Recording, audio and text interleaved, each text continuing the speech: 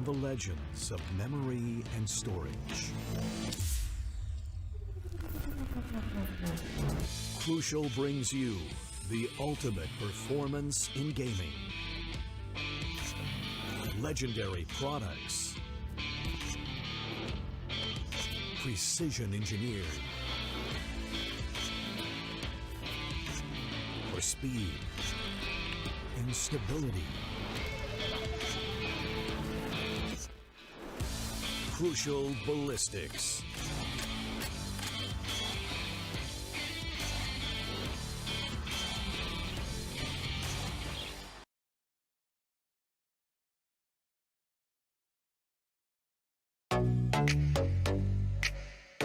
Hey guys, this is Raka and welcome to the Streamer Reviews, where gaming streamers gonna review the best new gaming laptops in the market. And today we are looking at the Intel powered Asus ROG Zephyrus S17, a laptop which stands for its amazing multitasking capabilities.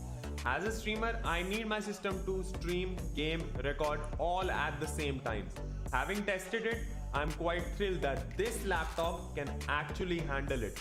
And if you're wondering how, it is all thanks to the 11th gen Intel Core i9 processor, which gives your laptop a desktop caliber performance. With 8 cores, 16 threads and Intel Turbo Boost Max technology 3.0, it is capable of running several tasks without worrying about bottlenecks. So multitasking also leads to some heating issues, but luckily the S17 has its active aerodynamic system plus, which improves the airflow and enables long hours of streaming while keeping it cool.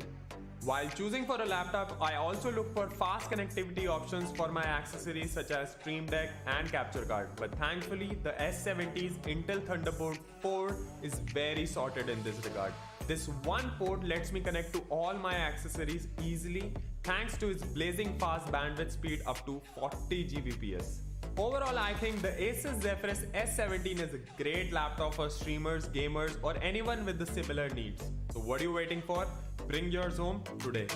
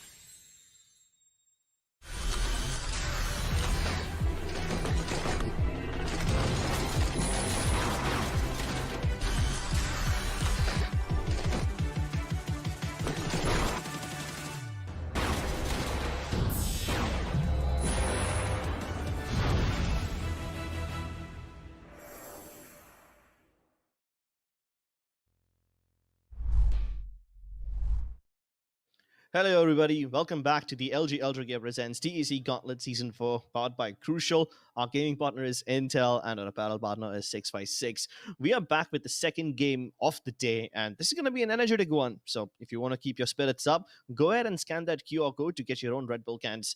For now, we're going to be having Exeli Esports going up against Team Arrow, and joining me is going to be my brother-in-arms, Aggressive. Did How long has it been since I last been on this casting desk? I know, It's right? It's been been a while. Yeah, it's been a pretty long time. Over a month of a break from the gauntlet. It's been a long journey. Valentine's Day was yesterday. I spent it alone, of course. My sad life when it comes down to my love life. But more or less from that, that's the thing here. Now we're no longer alone. We have these beautiful teams going up against one another, and we're gonna have a banger of a match for sure. Exeli versus Team Arrow, I would say two teams at very similar skill levels, and they're also underdogs of the story when it comes down to the South Asia scene as a whole. Now that they're going up against one another, I'm really excited to see what they're going to be bringing down to the table. But before we do get into that, we got to check out the MVP standings and see what the players are going to be bringing down to the table instead. MVP standings, and we are definitely bound to see a couple of names that blow our minds out. And one of them will be in action today. That's none other than Sammy. A huge amount of frags, but surprisingly, not as many MVP titles as someone like Paradox or Raw. It's a little bit surprising, but at the same time, it's not out of the ordinary as well, because Paradox, we know for a fact that he is contending for that #1 spot. He wants to get it. He has been on the MVP standings for the last 4 seasons. He hasn't shifted out even once. If you know for a fact that your Rippers are playing, he has to be there. Raw Fuel, though, making massive strides when it comes down to Enigma. He is the fragger to always keep your eyes on. But the fact that Shooter and Sami are also on the tear and also on the rise themselves, there's a high possibility that in the gauntlet, Sami could just take that #1 spot away from Paradox. And yeah, we're going to see a lot of angry Twitter messages. Well, whether or not those messages will be angry, someone definitely will be angry if they fall out of the top 4 today. So Sammy has to step up. If he doesn't, then there are several people who want to steal his spot and get inside the top 4 of that MVP standings. But let's take a look at not just the players, but the teams as well. Let's move on to the group standings now. Yeah, that's the thing that I really want to see, where the teams are now going to be able to see themselves a little bit better with so many of the matches already being done, in most cases 4 matches to 5. Teams have already started to understand where they're going to stand throughout this entire season. Now, Exeli, when we look at them, we're not going to talk about the other teams. And when they did take their own win on a 2-0 scoreline, getting them a very dominant lead on their end. But on the other side, Exeli versus Team Arrow. Team Arrow, they're pretty much down in the ditches almost, with 4 matches already played, 1 win and 3 losses, barely any points. Things are not looking up for them. While for Exeli, there's a good possibility that they could still qualify and take out Galaxy Esports. Yeah, Exeli Esports have a lot riding today. If they win this game, then they deny Galaxy Esports the spot in the green zone. But for Yep. Team Arrow, they're just barely clinging on to life over here by a thread. Even if they win this match, they are not out of danger. It just means that they won't be relegated, but they'll still have to fight tooth and nail to get to the playoffs. So there's a lot riding at stake over here. And while Exeli Esports have the lead in terms of just the numbers, they can't get too comfortable. Yeah, that is true. And speaking of the side of Exeli, why not let's head on down over onto their team intro and see exactly what they are cooking up for us. But that's the thing here. When we look at this team as a whole, it does look quite powerful. Them coming from Bangladesh, them going through a lot of different changes when it comes down to their team setup, and with the fresh new experience that SMX brings down onto the table, I believe that this team has grown through pretty much everything. They have fought through so much to get to the point where they are now. The team has improved drastically over what we have seen over the last couple of seasons. And now with this iteration that they do have, I believe they could go the distance, make it to playoffs, and possibly take out a couple of the other big names as well. Definitely. If they are able to score today, they will be up against some of the big names of their groups. Of course, just today afternoon, we witnessed Enigma Esports climb up to the same spot as God Particles in terms of points. But if Exeli wins this one, they not only get over the 4th place team, but they will be that much closer to the top. Of course, Exeli Esports have what it takes to win the game today. And on paper they are the stronger team over here, but what makes them strong, what makes them tick, it's these individuals, the people who have all this experience and the people who have all this firepower. We're going to put them in the spotlight now as we move on to the player spotlight of the team powered by Crucial. Yep. And it's going to be none other than Zolo, the controller player for the side of Exeli. He has been a dominant force. His aim is always on point, and for some reason, it's the controllers this time around for Exeli, who have been pretty much the standout players. I've seen Zolo come in with multiple different clutches. He brings a plethora of experience towards the entire roster. He's so experienced when it comes down to his field. And the fact that he's leading all of these young people straight up into the fray throughout all of their inexperiences, and the fact that he's building a roster with such talent, especially with the raw firepower that Sami brings down onto the table, it just goes to show that he is never afraid of a challenge. And the fact that he's always able to go in for that challenge and still keep a positive KDA on a controller, mind you, shows his prominence and shows his dominance on this specific character. Let it be an Astra, let it be an Omen, let it be a Viper. He knows what he's doing. And he's, of course, going to be the one to lead his team down over onto victory. And from there here, Crips, let's talk about the side of Team Arrow a little bit more, because they're getting lonely on the side. So let's head on down over onto their team intro. Team Arrow in front of you, ladies and gentlemen, soon. And this lineup is also full of some crazy players. Godchild has been one of the star fraggers of this team. Even HCI and MSK, while these random bunch of letters may sound jumblish, that's exactly the emotion they invoke in the minds of their opponents. The chaos that they strike straight at the hearts of their enemies is bound to give them a little bit of an edge. Team Arrow, while they aren't doing all that well as a team, they definitely do have the swag and they definitely do have the firepower. Of course, I mentioned the swag because Salty always keeps on pointing out about their hoodies. So, yeah, that kind of came to my mind for a reason. Of course. The hoodies look clean, the hoodies look fly. Just like our jerseys here that we are wearing today. So make sure to check the links down below in the description for that one. But for that one, we already know for a fact that Team Arrow, they're going through a couple of different iteration changes of their own. So I'm really hoping that that does not really break them down in that case. And they're still going to be able to advance. They're still going to be able to play their game properly and not really have any form of issues. And in that case, I'm really worried about how Team Arrow are going to be forming together as a team, and are they going to be able to take down Exeli, who have actually finally found a little bit of structure on their team. So we're going to be looking towards the side of one specific player from Team Arrow to shine the brightest amongst them all as we head on down over towards the crucial player spotlight, and it's going to be none other than Shane. Crips, walk us right through this player. So, while Shane might be a great controller all by himself, I'm kind of concerned because just this afternoon we were witnessing the game of Enigma Gaming, and we saw Antidote in the Astra, and he set a really high standard. The way he was combining his gravity wells along with the shock darts and the paint shells of his enemies is something that not a lot of other Astra players can do while simultaneously looking out for themselves. So, of course, when compared to that standard, Shane isn't there yet. And while his approach keeps his team safe, he denies vision like a good controller should.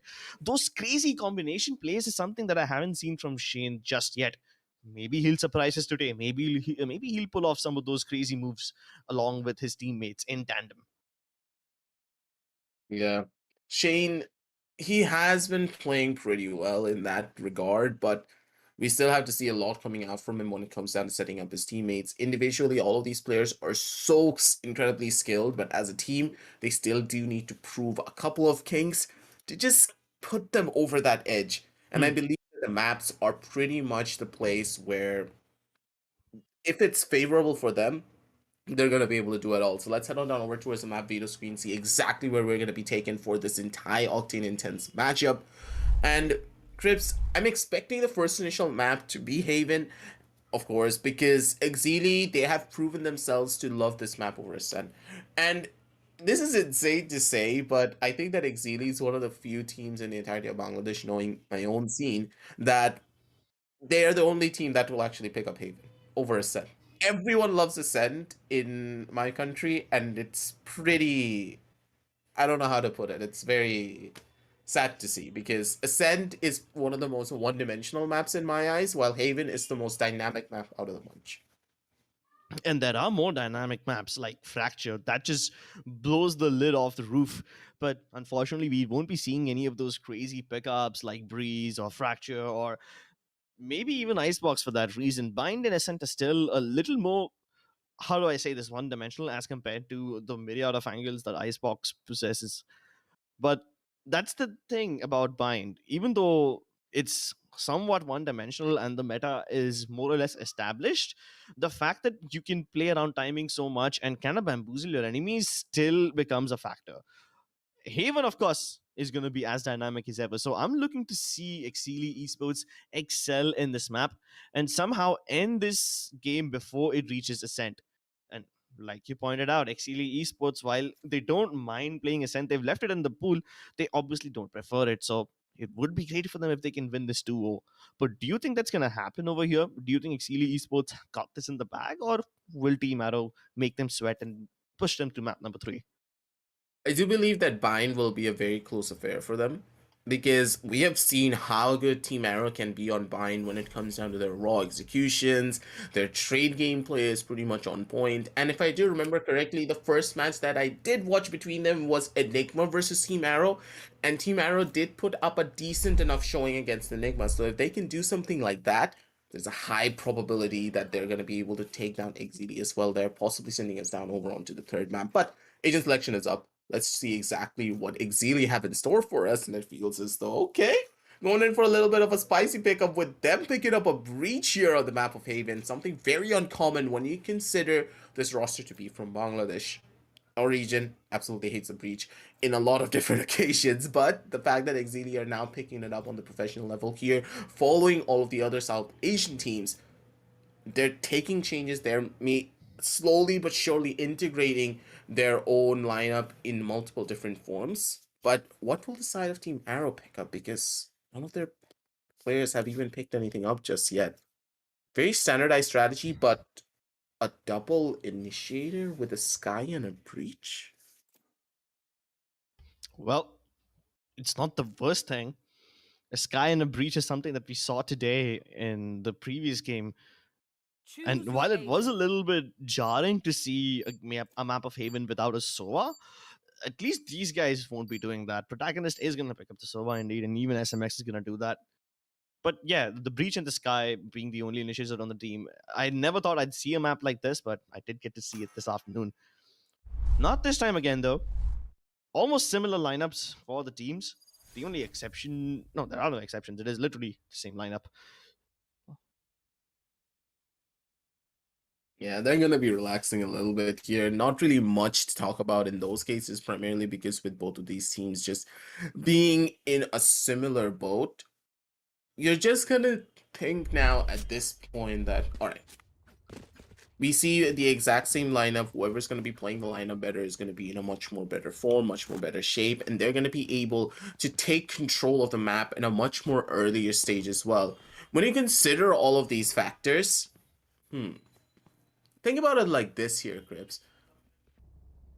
The strategies on this map that the Sky allows you, it makes you be a lot more aggressive. You have a lot more information, so you can just push sites a lot more quicker. But with the Breach, you're relying on the Sova to give you that little bit of information that you can gain before the Breach utility comes in, or you're throwing out your Breach utility blind just on the pure basis of your game sense. This puts a lot of pressure on the Sovas. So it's either Protagonist or SMX who delivers that information, or if there's any gap in communication between any of these two players, we could just be looking at a complete and utter lockdown. Not literally from the two Killjoys, but one of the teams will probably just get locked down just because of the lack of information. If they don't have info, that Breach is absolutely useless. Yeah, and even without utility, there's not much that these lineups can accomplish. So that's why in several maps like Haven and Bind, we see so many instances where the teams are just looking to bait out the utility from their opponent. They try to poke and prod by just simply playing contact and not using any of their own utility, hoping that the enemy expends it first. But again, contact peaks are very risky, right? We saw it just this afternoon. But if it's a fine balance. If you play for contact, if you try to bait out the utility from your enemy, of course, you will be the ones having more tools at your disposal towards the end of the round when you're actually going to execute. But if you end up losing your lives in the process of making that contact play, then again, that kind of defeats the whole purpose. And that's why we see so many times these teams will be holding on to stuff, hoping that there's a better time that they can use it, but maybe that time will never arrive. So it just ends up being on their dead bodies, completely going to waste. Even the ultimate combinations from this set of characters. I mean, of course, the Sova and Killjoy are gonna save their ultimates for when the time is right. All the Sovas will try to save their Hunter's Fury, hoping that they will be able to destroy a lockdown if it gets planted in the next few rounds. And the Killjoys also will be hoping that the Sovas end up using their ultimates first so that there's nothing to destroy the lockdown when the time actually comes around. The Breach ultimate is literally a goddamn nuke in a map like Haven. The sites are small enough for it to cover the entire region. So whether it's retakes or whether it's They can executes, get into good positions. That is. yeah, exactly. That's kind of the thing here. It's all about the positioning. Whoever gets to the position first, whoever is able to get to that proper angle right off the get-go, is what's going to give them that advantage. But I have not really seen the side of Team Arrow be able to, just as you say, that pull off the timings of all of their utility properly. I think that's going to be the deciding factor of it all. Yeah, exactly. I mean, Team Arrow is good enough. They understand the positioning aspect well, but the timing aspect is sometimes where they are not able to live up to their mark. So yeah, that's kind of like the problem over here. And as we start, arranging the hierarchy of teams, teams who are currently towards the bottom of the scoreboard, like let's say Team Arrow for that matter, while their positioning in the game sense is good, the timing is something that teams like Exeli Esports best them at. And then there are teams who are towards the upper echelons, like teams like God Particles and teams like Enigma. They not only get the positioning and the timing right, but they're able to force errors out of you. We saw in the VCC how Enigma were able to bamboozle the Velocity Gaming by simply making sure that they let Velocity believe that they have got them in their sights, but they change things up just when the time is right. God Particles, on the other hand, oh my god, these guys literally bait their teammates on certain occasions. And when they win rounds like that, you can't even blame them, right? I mean, the play might seem questionable, but it tends to work. So that also is like, trying to bait mistakes out of your enemies. Yeah, you might have to end up, baiting your own teammates for that matter sometimes. But as long as it gets the job done, that questionable play is worthwhile. Hey, that's how I bait you during our ranked games, and it works. I get like 3 kills out of it, and we win the game. So, is it really a bad thing? Sometimes not. But in professional level play, if you're gonna bait your teammate, you better get like 4 kills out of it, or possibly game-changing information. And in a lot of these cases, using your own teammates as a resource is also a skill that a lot of teams have not yet mastered. Playing for trades is very important, yes. But sometimes trade games will not win you rounds. Sometimes you need to put a little bit of a bait on the end, like a big juicy worm, and that's going to be in the form of a teammate.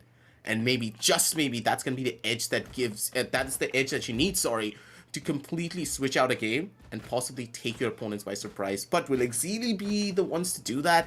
I don't really think so, because they're a team that doesn't really like to take a lot of risk unless it's just a full mad rush from mid. And Haven, it facilitates that. The more aggressive you are, especially with that breach on the defensive round, mind you, the better you're going to play moving on down the line. Because the breach has an identity on the attack, but on the defense, it's very difficult to get a lot of value out of it. I agree. It's difficult to get the value out of the breach on the defensive side. And the only way you can kind of extract value is by making sure that every time you click one of your abilities, you get some map control in return. Whether you use the flashes or whether you use the fault lines, it has to result in some real estate being acquired. If not, then the breach isn't really serving its purpose. Unless you're the kind of breach who saves all the utility for retake, which again is an art of its own, but probably not the most ideal of circumstances if you're conceding the site to your attackers every round. And I understand that some things we say over here will sound very controversial to chat. I mean, some of them will even say, what the hell is this cast saying? Why is he talking about baiting teammates? It sounds negative when you portray it like that, but you have to be versatile enough. Consider a situation like this. I mean, the duelist goes in to entry frag. But let's say while he's doing that on A, his team ends up getting so many picks on C and they end up planting on C. That duelist who initially went into anti-frag on A, he now has to become the lurker because his team is towards the other part of the map. So that versatility is required quite often, and changing of the roles is something that not a lot of teams are all that comfortable with, and that's probably what separates the boys from the men. Speaking of separating, the barriers will be lifted. These teams can now get closer to each other. The fort line gets fancy, but he recovers just in time. Oh, this is gonna be rough. They're actually gonna be jumping straight into the fray. They're gonna try and take a couple of shots, but it's just not gonna be helping them out whatsoever. The trades are just better from the side of Team Arrow, but the damage has already been done. Sami and SMX, they're still alive, they're still kicking, and they're gonna be going in for a massive flank of their own. Sami spots out one of the heads. The shots are gonna be good. That's gonna be the first initial kill. They should know that the players are in towards the side of Cubby. That should be one. What? Should have been one, but they didn't clear out the Cubby. SMX even had an arrow on him, plus owl drone, I do believe. Oh no, he didn't have an owl drone. He just had one singular shock dart that he should have used to clear out the Cubby corner, but that was a little bit of a questionable play. But I do believe that the side of Exeli, they're still warming themselves up, but the fact that Team Arrow were able to bamboozle Exeli right off the bat on the pistol round, it could just work out for them. That's amazing, isn't it? And even in that situation, you saw that the healthier player, Shane, was the one facing the angle first. Ice had like, what, 10-something, 20-something HP remaining, and he would have died instantly, but he also held the same position as Sealy. This time, they dashed right in. No contention from Exeli. They're letting this one pass. A cheeky peek from Fancy9, hoping that he'd be able to catch at least one. Doesn't end up paying dividends, but it's okay. They were never supposed to get much done anyway. SMX still clearing up the back of sight. Now moving in closer. Shoves with an amazing tap. Gets protagonist, but it's done and dusted. This is still a decent enough eco round from the side of Exeli, isn't it? Yeah, that's a really good one. I think I'd call this a W. I mean, of course, Shane does manage to carry the Vandal forward into the next round, but everyone else will have to reinvest. Yep, and they're going to be buying up full. They're not taking that risk whatsoever. No guns being dropped out from their side. And I think that Exeli, they've pretty much sent that message right off the get-go on that eco round that, hey, we still have the control, we can do whatever we want. And now that you're on the gun rounds, yeah, things are just going to be a lot more different and a lot more difficult for you to try and enter down over onto his side. But this is smart. Team Arrow, they're heading on down towards the B side where only Fancy's the only player to try and hold this one down. Gotcha, there's going to be just holding. He's going to push himself forward.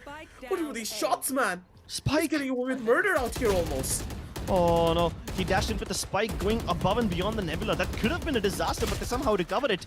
And they're still good for the hold. They're keeping A-Link covered. Oh, Zolo crazy sneaks in from C-Link instead. But that was a horror show right there. 3 people peeking him at the same time. I'm surprised he managed to get even one frag out of that. They concede the B side, now hightailing it towards the other side. Plant will be kind of try to deny it with that start, but they don't activate it at all. They just straight up peek him. Oh my god, this guy indeed is crazy. Not only does he walk right through the nebula on C-Link to get that initial frag, he then pushes these guys head first. He doesn't give a damn. He is Zolo crazy for a reason. Crazy enough indeed, but I don't know, that did kind of seem a bit crazy from the side of Team Arrow over here. First of all, Godchild dashing into its C-Link, dashing into its A-Link would have been a good play if he was not the spike carrier. Yeah, that kind of did put them on a pretty rough end, and these type of communication flaws really does happen often on a rank setting, but when you're playing as a professional level team, these are the type of rookie mistakes that should almost never happen. This was a dangerous play and a half, and they nearly got caught out for it as well. Sami, he could have gone in for the play of his life and possibly gotten like 3 frags at the bare minimum before he got traded out, but that wasn't really the case here. He lost his opportunity, but he also let Fancy walk straight into mid. They have all the information in the entire world. They know exactly where the push-ins are gonna be at, but SMX, shock dart to the face. He's gonna be the hunted this time around, and these shock darts, they're paying dividends here from the side of protagonists. Both of these Sovas, they're playing out of their minds. Fancy 9 has the perfect timing. Lets Shane pass, and he's got a bigger prize in his hands. He sees 2 of them! The trigger discipline is commendable. And now that they're trying to enter the side, they will be so worried about their backs that this will disrupt them. Protagonist digging deeper into sewers, but must recover the spike. It's all the way on long, and I don't think he has what it takes to get this back. Yeah, timing's probably not going to be in his favor. Protagonist gave away his position. They know exactly where he is. Blinded by the light as well. And Savi, he's going to freely take up that kill. 2 and 2. And then Exeli, they're back now into the fray once again. But that last round from the side of Team Arrow, they got way too trigger happy and they tried to go in for the same strategy all over again. The full-scale rush on towards the A side, B side, C side, it kind of became predictable that they would go A after going C and B for the last couple of rounds. Well, let's see where they place their bets this time around. So far, whenever Team Arrow walk into a round, and has been with a plan, we haven't seen a fake from them. We haven't even seen too many defaults just yet. Brave orb captured over there. The smoke came in a tad bit late. Could have been his death, but hey, he got this. And now he's activated the Blade Storm. But Sammy, he doesn't even need his own Blade Storm. Gets a frag, gets away with murder. And not just once, but twice. Maybe a third one is on the cards. Oh. While they're busy dealing with this guy towards short, Zolo crazy peeks out of garage. Okay. Godchild though. He's trying to be that difference maker for his own side. Does get a couple of cheeky knife kills with that, but not much more that he can do. Gets caught out, and it's going to be Fancy being the one to take him down almost immediately. 3-2 on the scorecard, ladies and gentlemen. And now with the ultimates finally coming online for both these teams, now is where the entire dynamic will start to shift. It's all about the ults. This composition, why do you pick it up on the map of Haven? Why do we call it to be such a strong composition? Because these ults, even one ult, can completely change the round. The Hunter's Fury, yes, you can use it to counteract a lockdown coming out from your opposition, but what about the Astral Divide? The Astral Divide on Haven just allows you to go in for so many different strategies, because that one wall could be the game changer for your entire team, and also possibly force your enemy team to play their own hands as well and use a couple of their ults. Uh-oh, here come the big guns. Sami, you should be able to get away with this. There's nothing to watch the flank. No utility. Where's the turret?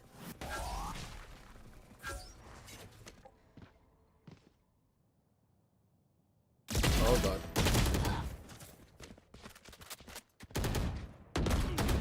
They're starting to drop like flies here one by one, and it's gonna be Zolo trying to maybe get a couple of more kills. He's not gonna be able to do out much. Protagonist gets the immediate trade-off, but still, it is Team Arrow rising up to the challenge and trying to take the #1 position away, but Protagonist, he tried to jump on towards the hay bale. He's gonna pay the price for it with his own life, and now Sami, he's stuck in a 1 versus 2 clutch situation. Positions already revealed. Breach utility coming straight into his face. He has all of the utility in the entire world to try and go in for this clutch. But Crips, I don't think it's gonna happen anytime soon. Oh! Oh my god, take that back. Take that back, Aggie. He's got enough Cloudburst to buy himself some time as well. He's kinda aware, and the flash should give him the position of Lakhs. Ah, no way. No way he's gonna be able to deal with that one. Good peek from Ice. He literally counter-strafed in the other direction when I really thought he would die. But I think at this point, Team Arrow was starting to figure out the playstyle of Team Exeli Esports, right? They're kind of behaving like boa constrictors. They're trying to surround them from every direction possible. So whenever Exeli Esports get any avenue free, they will push that area. And even even Team Arrow was a little bit patient this time around, right? We saw them wait towards the outskirts of B, but then as soon as they got stuff, they went straight towards the C side, planted it, and it was so much more patient and more disciplined coming from the side of Team Arrow. So if that patience perseveres, maybe they can deal with all the aggression of Exeli Esports. The main question that I'm about to ask is, what is the major call from Exeli when it comes down to their garage holds. Their garage pushes have not really been the strongest, and they're possibly falling apart because of that in multiple different occasions. But still, what are these flags? What are these turrets, man? You need something in the back line to give you that little bit of an advantage, to just allow you to hold the sides a little bit easier. But one by one, they're falling apart, and the entire side's being taken back away from them. Sami's gonna be good for one. Final kill onto the face of the killjoy. The operator pays dividends. And the 4-3 scoreline for Exeli also comes out. Man, I don't know what else to say. Feels as though this round, and in general, when it comes down to the utility usage from the Sentinel, I'm starting to question what is going on through the mind of the killjoy. Yeah, I mean, MSK had a very questionable turret over here, didn't he? It was facing the site, whereas it should have been really facing the other way around. Or even an alarm bot. Or did we miss the alarm bot? I didn't hear anything. Like, the players felt as though they were not even aware of Zolo on the flank. Exactly. And that's probably what cost them that entire area, right? The lockdown that the defenders used was probably not even required when the flank was successful. Oh, but this time Fancy9 once again using the same... Again, poor old godchild, man. I mean, this is not the first time they've stunned him in this position, and Fancy9 still got a kill. This is the second time in a row. And I wonder how many more times this will happen. Zolo, really brave of him to push out of mid like that, and he pays the price for it.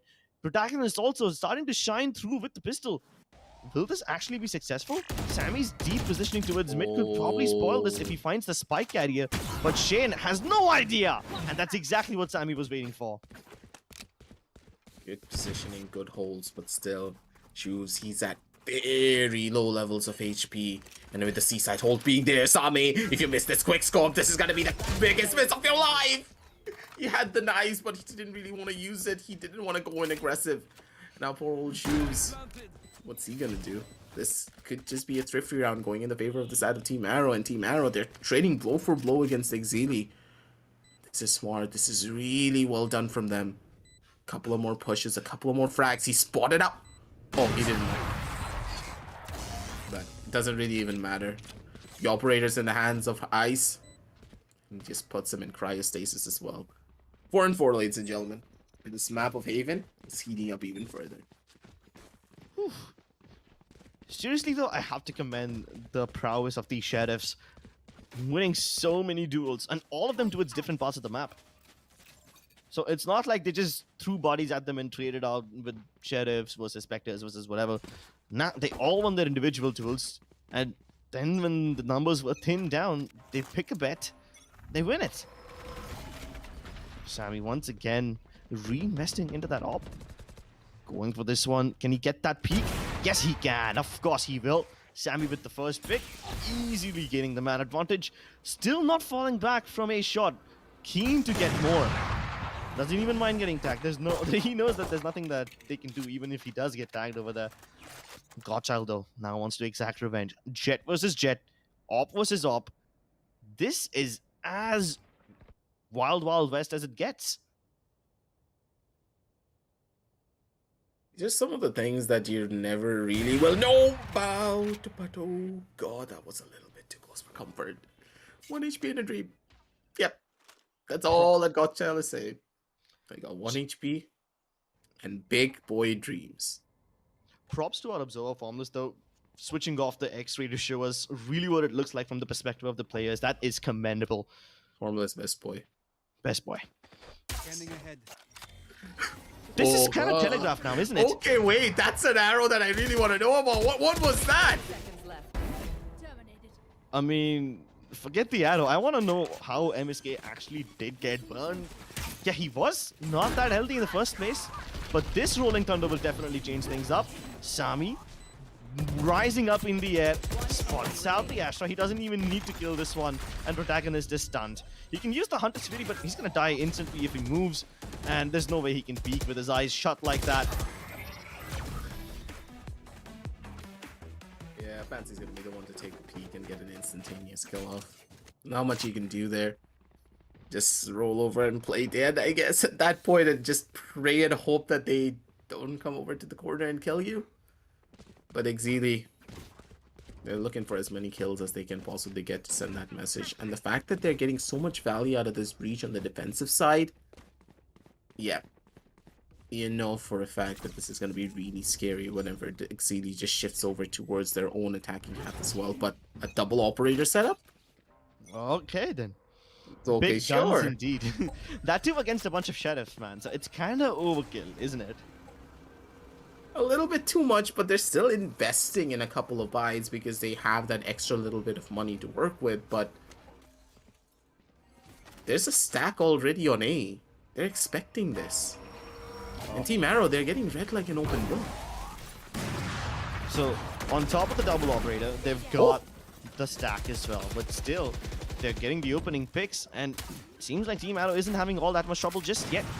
Shock darts to kill the planter, but Shane survives with half his HP. 4 versus 4. Now, this Astral Divide does practically nothing but force the others to peek about it.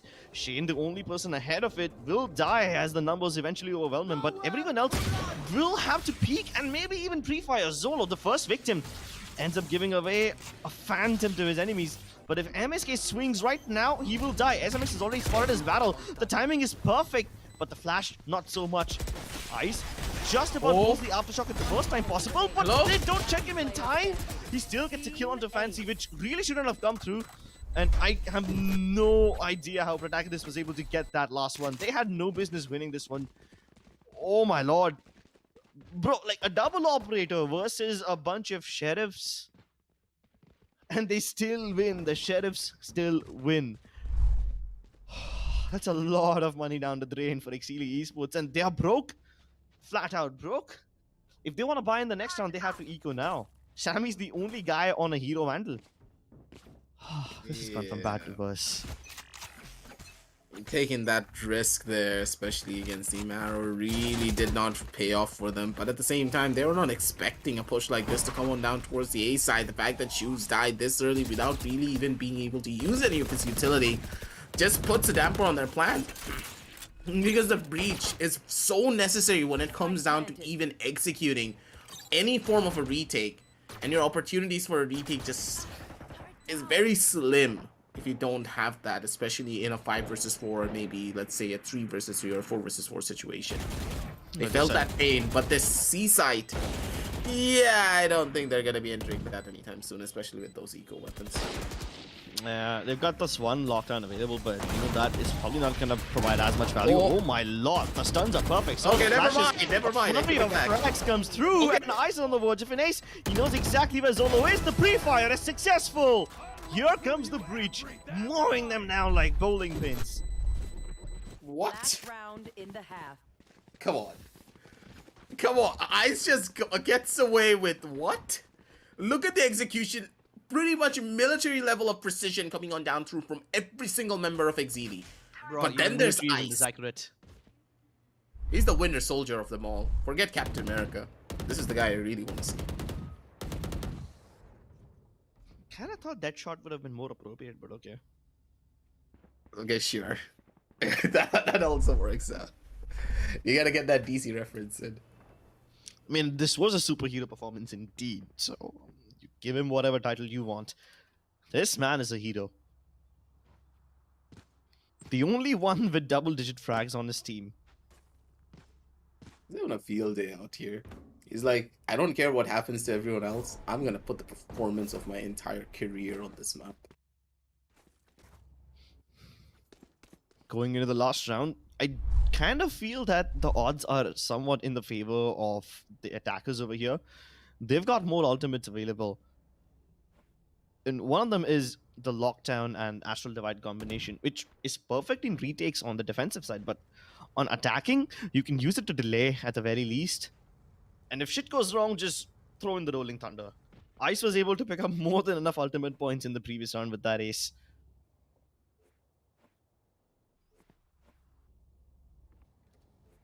And for now, we do see that the Rolling Thunder now coming back online for Team Arrow. It just could be the make it or break it for them. This one Rolling Thunder can completely take over an entire side, or it could just spell doom for them as well if he's not able to get any form of value out of it. because with the lockdown available on the side of Fancy 9, any form of a retake situation could just happen in a matter of seconds. There is no Sova ultimate to counteract it. He's 2 out of 8. So that Sova ult's not going to be coming up anytime soon. Now the Unless real there's an question ace. is, unless there's an ace, but if you if you then get the ace, doesn't matter. Yeah, then you kill everyone. But that's the thing here. Looking at Exeli, they have everything under their belt, but it all really does depend on Ice of how he wants to play. Does he want to use that Rolling Thunder to get a site? Or does he want to use it for the post plant?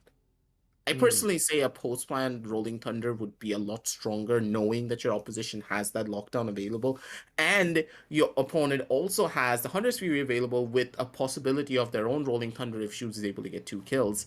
There's a lot of different factors coming into play here. So my hands are up in the air. We don't know what to expect just yet. Yeah, and especially with SMX only 1 point away from that Hunter's Fury, you just really need to make sure that you don't end up feeding to him, which is a possibility because this guy's been peeking A long every single time.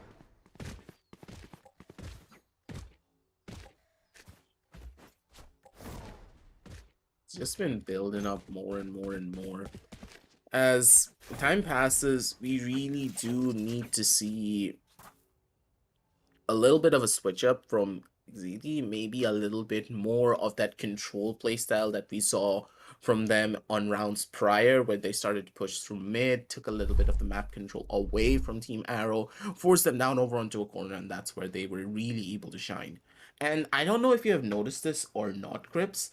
I feel as though the garage hold from Exeli, it's quite weak.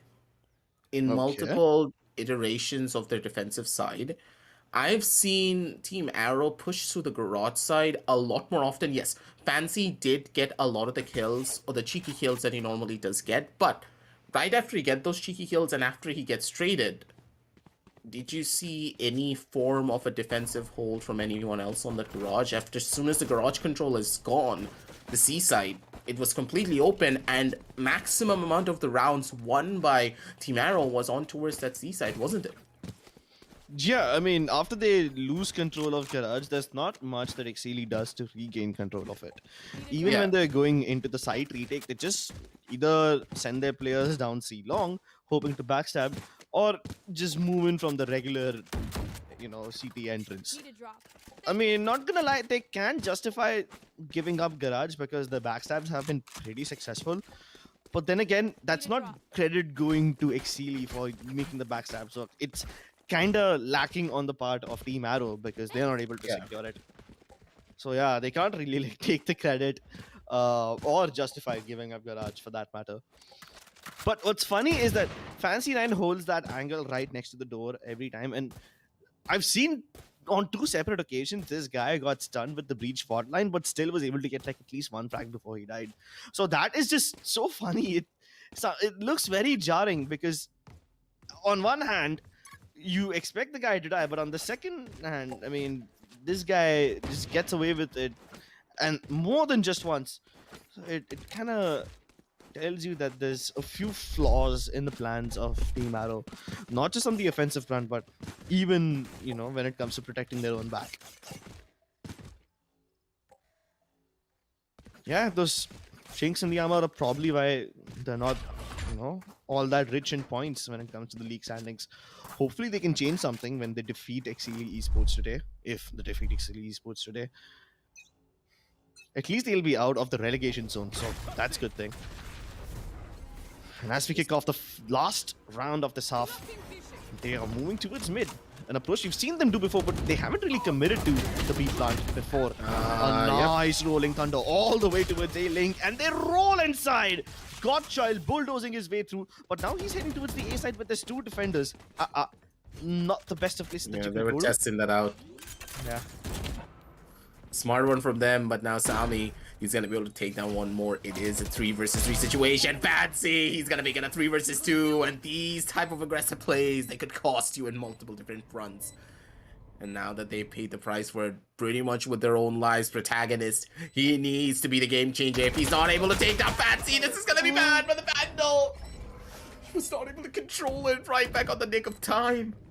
He falls apart for it as well. Shane, he has all the utility in the entire world, and he's gonna be able to get away with all of it. But Sami, his peaks are too good, and there's a reason why there's a double S right behind his name. Takes a clean shot and pops him straight into the forehead. 6-6 on the scorecards, ladies and gentlemen, and even Stevens on the board for this first initial half. Both of these teams, they're pretty much evenly matched, just as I stated before in the pre-analysis. But now that Exeli, they're on the attacking side, if they're able to show this level of control on the attack, that breach can go haywire now. Oh, definitely. Shuvs might not have a lot of frags himself, but the amount of times he set up Sami for success, it's not even funny. This time, when this is the time to go aggressive, I think this combination of the breach and jet can really add stars to their performance.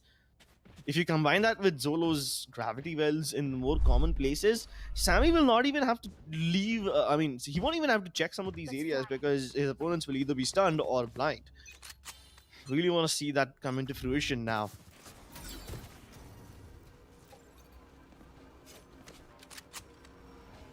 Taking him out towards the back end though. Sami, freebie for him.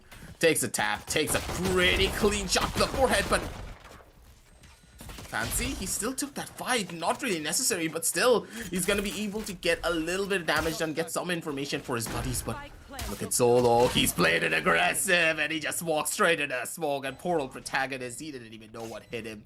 But still, look at the HP of Shubes. Shubes is on very low levels of HP, and they know they're playing a pretty dangerous game. But still, Zolo, he doesn't miss those shots. Peeks out, counter strafes at the perfect time. Gets a 7 and 6, and the pistol round going in the favor of Exeli. Pretty much giving the side of Team Arrow a taste of their own medicine. This execution was the exact same strategy that Team Arrow employed on their own pistol round. Well, it is indeed a bit of medicine, but we noticed some key differences in the way Garage is played out by both these teams.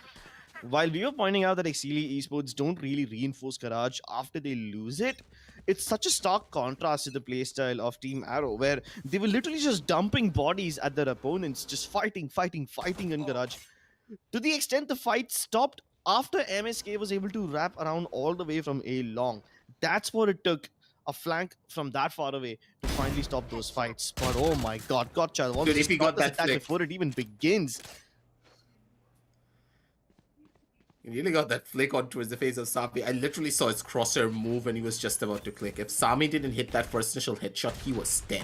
Spike planted. Nutty shots, but there have to be more of them. Spike planted on the C side, but the lurker is all the way on A. Will be dealt with by MSK. Displaying some killjoy diff over there, but again, with all the players on the side of Team Exeli down on long, it kind of becomes easy to hold them down, especially when there's like 4 defenders. They can put this diffuser inside a smoke and everyone else just starts to fire at them, turn it into a shooting gallery. That's a body block right there. Beautiful play from the side of Ice. Just be that body for his teammate. They got the thrifty round just because Exeli, they gave up the site. Giving up the site, especially against eco weaponry. I understand what you're trying to employ, but you guys don't have Ares in your hand. And God forbid I'm saying that you need an Ares, but that weapon is pretty strong and you can use it to gain an advantage here over that Spectre. Spectre after the nerfs really doesn't work out for taking long-range engagements at all. The recoil is too high, the spread is too far. You're not gonna get anything out of it. I mean, if nothing else, at least that Ares is damn good at spamming through the smoke. Diffuser will be dead, and so will be everyone else who dares to cross Gottschalk's spot. Pushing through the passage that preys upon the weak. He is relentless in his pursuit for more blood. Pushing out of the nebula, another one. Could have been a 4th one, but SMX finally puts his killing spree to a halt. But the damage is already done. Not much to do here. Just take a hold. Slowly walk your way up. But for now, at least, just gonna wait it down through. Shane, he has the corner, peeks out, gets that first initial kill as well. And with that, it's just all up to SMX. There is a gun straight up in front of him. He can pick it up, get himself into a better position, but that's not going to happen anytime soon. It's going to be MSK's turn. 3 kill for him, possibly, but one on the left, one on the right. SMX, he has nowhere to go and he has nowhere to hide. Protagonist is going to be the thing that takes him out. And with that, 7 and 8. It feels as though Team Arrow, they could just take the map of Haven away from them if Exeli, they don't show up when it comes down to the spy round. Oof, what writing on this one? I mean, all the bonuses aside, it really just kind of comes down to proving a point. And that is that if Exeli lose this round once again, this would have been the third occasion where the side of Team Arrow have been able to fend them off towards Garage and towards the seaside. And if this happens once again, it might just discourage the players of Exeli from moving here altogether. That's why they're moving towards A, and of course, right off the bat, it is a lot more successful, especially after that frag onto Godchild. He's been a menace ever since this half started. Godchild is just been a little bit too overly aggressive there on towards the side of A-Long, but it has worked out for him on multiple different occasions, and Zolo falls asleep on the angle. Just pay the price for it with his own life there.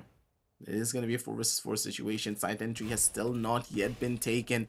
And Sami, what's the choice here, buddy? How do you want to play this? Sami, he's dead. Oh no. Well, another person's dead. Wait, no. No one's dead. It's the side of Exeli that's dying instead. How are they losing this? They need to hold this side. Ice is probably going to be the one to find one more, but he doesn't get the kill. SMX shuts him down, and before that. But still, look at all of the members of Exeli and their HP. They're not looking strong whatsoever. This retake could just put their entire plan into shambles, but it all depends on Fancy. He needs to get this play from Graffiti. If he doesn't, it's over, but Fancy, he delivers. And this is the round that Exeli needed to change everything up. Can still change. Not when Fancy 9 is doing his antics. I kinda haven't seen this approach from any other team before. So, first it's Fancy 9 who uses his nano swarms to clear out the default angles behind that Radionite box where you plant the spike. Usually we see something else clear out that area, like let's say maybe the Astra utility or maybe a breach stun. That is the standard thing used to clear out the angles. I've never seen nanoswarms being used to initiate into a fight. Usually they are reserved for the post-plant situations. But the only reason why these guys even struggled for a bit was that Ice happened to be under Heaven. If it wasn't for him, and if it wasn't for his delaying tactics, this round would have been so much easier for Exeli Esports. They win it nonetheless, but they probably would have been in a much better economical spot. Godchild, no utility to stop him. The turret will detect, but will that be a bit too late? Oh yes, it is a bit too late. He could have gotten that kill, but MSK still sharp with the Sheriff. Godchild wins the duel against Fancy, and nonetheless, even though Fancy knew about the backstab, the Sheriffs are able to get so much value. It is incredible, man, to watch. Shockdar's reigning in Supreme, deals a good amount of damage. Zolo's going to be able to jump away from the vulnerability. How? oh well, that's a good question. Unfortunately, I do not have the answer to that. SMX though has the answers to the problems that his team is facing. It's all up to SMX. And I think that he's going to be the game changer for it all. 4 bullets and a dream. He has only 1. Don't try it. Don't try it. He's going to reload. He's going to try and save it all up. Shane, he has the position. He has it all primed. He's going to get the positioning. But still, the shot's not going to happen because SMX is ready for the clutch, baby. He knows exactly what he did. But this round was a little bit too close for comfort, especially when you consider it being an eco. Exactly. And in this eco, they got a lot of value. And the fact that Godchild also got a kill made this operator pickup from him even a lot more juicier. A 1v3 clutch from SMX indeed is impressive, but it kinda is a little concerning how often Team Arrow has been able to get away with eco rounds. Remember that one round at the first half where there was a double operator setup against them? They still won? Yeah, well, this time it wasn't any different. Lots of weaponry available for the opponents, but the Sheriff still sing supreme. I think SMS disconnected. Uh-oh. I mean, this happened before First Blood, so maybe we can still pause. But Yeah, this is gonna be rough, especially without the Sova. He was doing the moonwalk down with the drone, but now in this case at least, I don't think it's gonna be as problematic for them, but still, you know, Hakuna Matata. They just gotta hold, they just gotta wait and pray that SMX gets it before the 45-second or the 1 minute mark at the bare minimum. But yeah, I think the 1 minute mark's gone. 40 seconds maybe, they need to decide where they want to go and towards the side or if they want to save.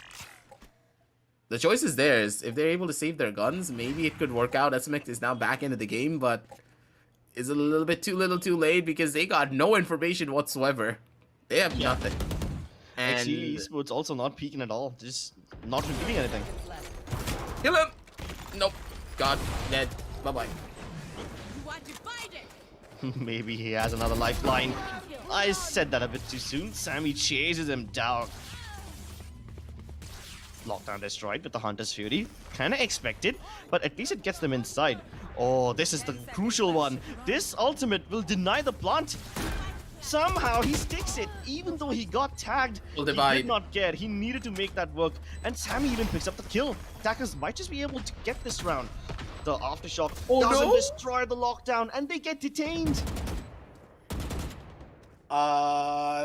Basically, them getting a disconnect helped them out in the execution. Some of these rounds, man, just some of these rounds, so bizarre to explain. Strategy. It was a strategy. This was a tactical disconnect. Oh, calculated. Down to the wire.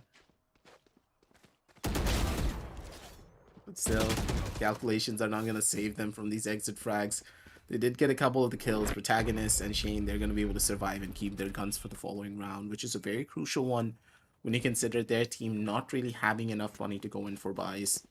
They can still buy up with a couple of half buys, but is it a good idea? Not really. Even if you're able to get that next round, unless you get it decisively, your money is not going to be looking good whatsoever. So on this 10 and 8, going in for a save, fighting to prevent that, prevent them from going on towards the match point. Sorry, it's much more of a better plan than trying to fight to prevent the 11th. I always tell this to any team or even in my own ranked games that on the 10th, if we lose, just go in for a save, fight for the 11 instead of trying to fight for the overtime, because forcing there and losing, that's going to be a massive demoralization when it comes down to team morale. But I think that kill, yeah, these sheriffs are way better than their rifles for some reason. How deep are they? There's 2 players down mid. Zolo finally deals with that aggression, but it's about damn time he did that. 10 to 8, and these guys really want to keep that momentum going to push all the way to its B side. Well, without the asteroid, it's definitely going to be a bit difficult to plant, but maybe they don't want to plant to on B. They're using that to take control of A link and maybe swing on that side. I mean, it's a bit risky, but it's worth it, I think. Yep, First that's a walk peek.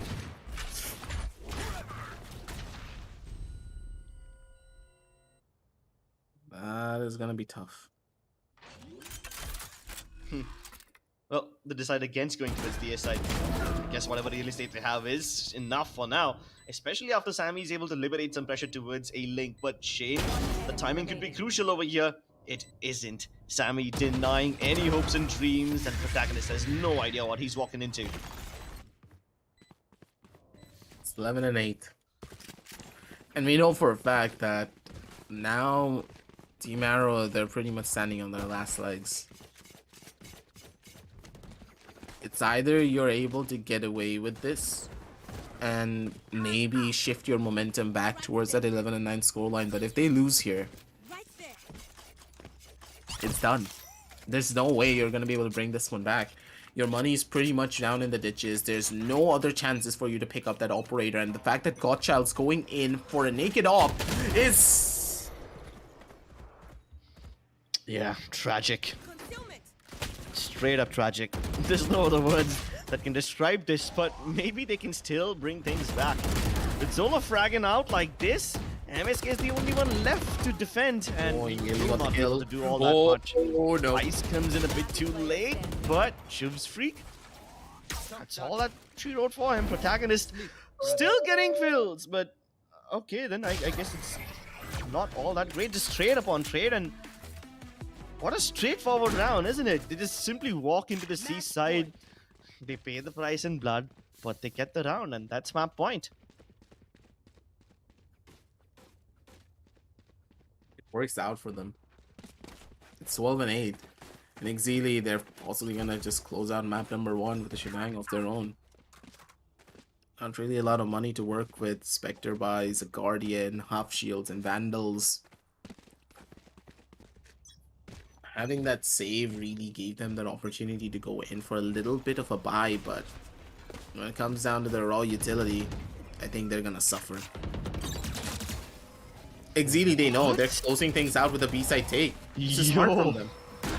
They knew they never went to B in this entire matchup, and now that they did do that, they got away with murder. No one was on B. They're all chilling outside of the side. The Rolling Thunder gets no value, and the spam, it's coming all over the entire house.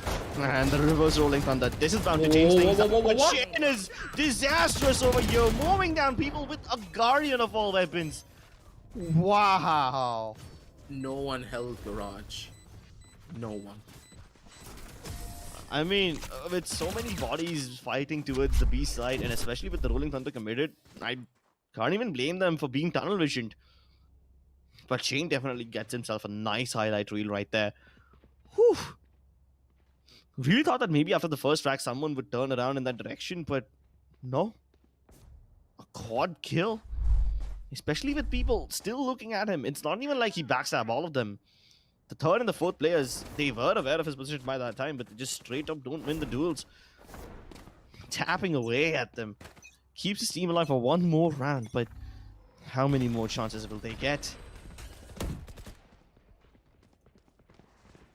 Now it's got Sal's turn.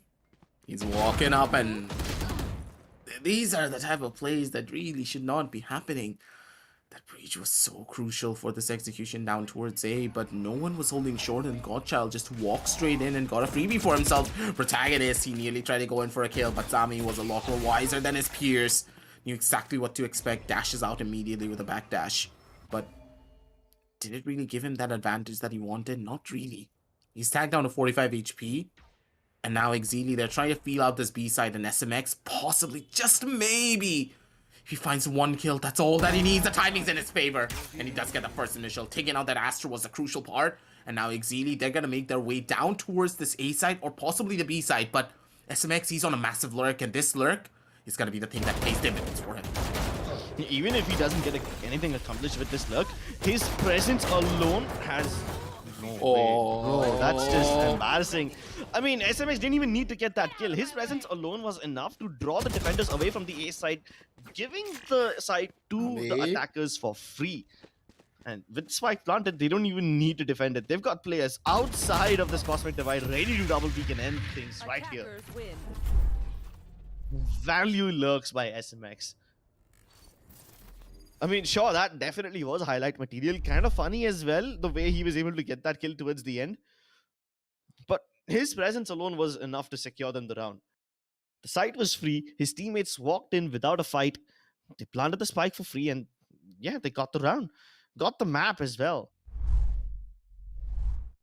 You gotta know that whenever it comes down to this team, Sami and Zolo, they're leading the charge every single time. 27 and 22. It's absolutely perfect. But at the same time, let's head on down and see exactly how it all went down as well. As we head on down towards the match, let's see exactly how both of these teams have played off against one another, how it's been working out for them, and where Team Arrow had a lot of their shortcomings. And I do believe that Team Arrow, I guess Haven's not their map. I would say when it comes down to the defensive side, they didn't know what to do with their own breach on the defensive side. Hey, I mean, at least they got one thing right. Their attacking side is strong. Yeah, the attacking side was pretty good. I mean, the fact that they were able to exploit the B side so often was also damn good. And just by simply having their players present over there, they were able to make the extremities also a lot more approachable. Of course, things didn't end all that well for Team Arrow, but it's not all bad. There are some things that they did right, and I hope they can use that lesson, learn from it, and know what their strengths are. Not the cases here. Like Team Arrow, I will say that it was an admirable performance when it came down to game number 1, but it could have been a lot more better. At the very end of the day, it felt like Team Arrow, they were running on a lot of individual performances while Yeah. Exeli was playing much more as a team. Individual performances can get you really far in the game of Valorant, but as a team, if you're not able to come together against another team which is actually playing the game of Valorant like it's meant to be played as a team-based tactical shooter, it's just not going to be helpful. Like in all of these highlights that we are noticing here, tell me in one place where one of the Exeli players really shone the brightest in comparison to everyone else, and he was able to make a play just by himself being on the server. I haven't really seen that. Like in the last round, of course, SMX, he got away with an incredible flank of his own.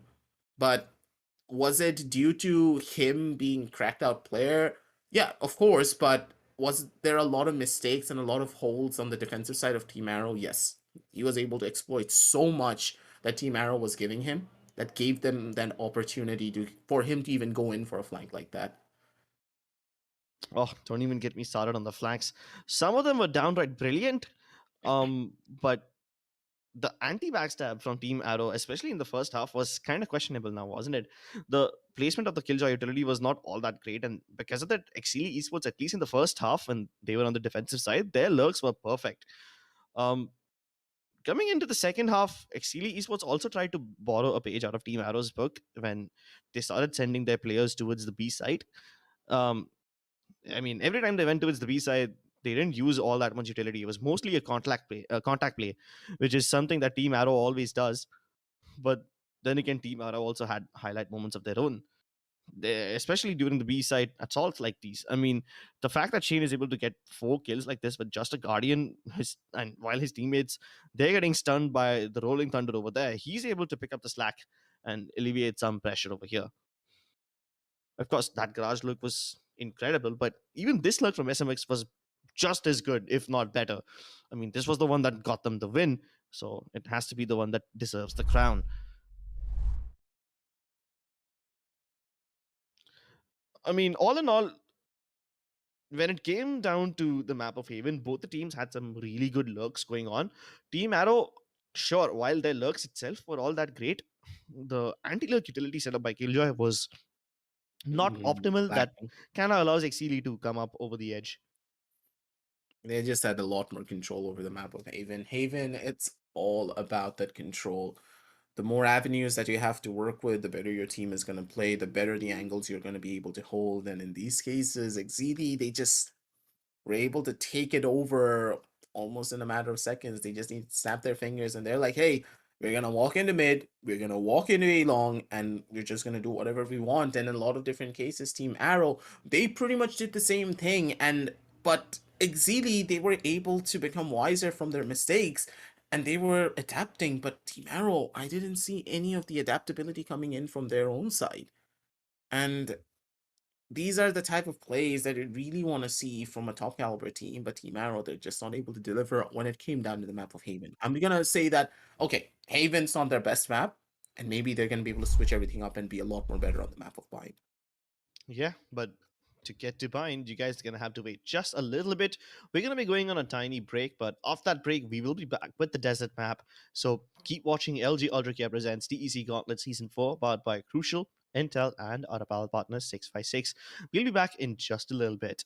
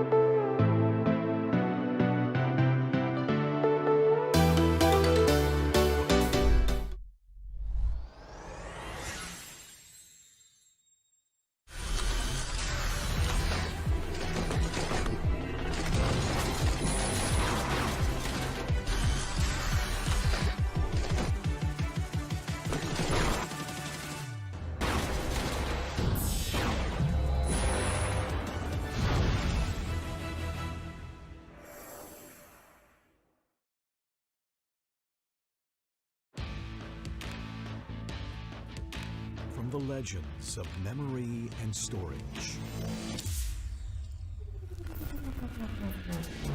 Crucial brings you the ultimate performance in gaming.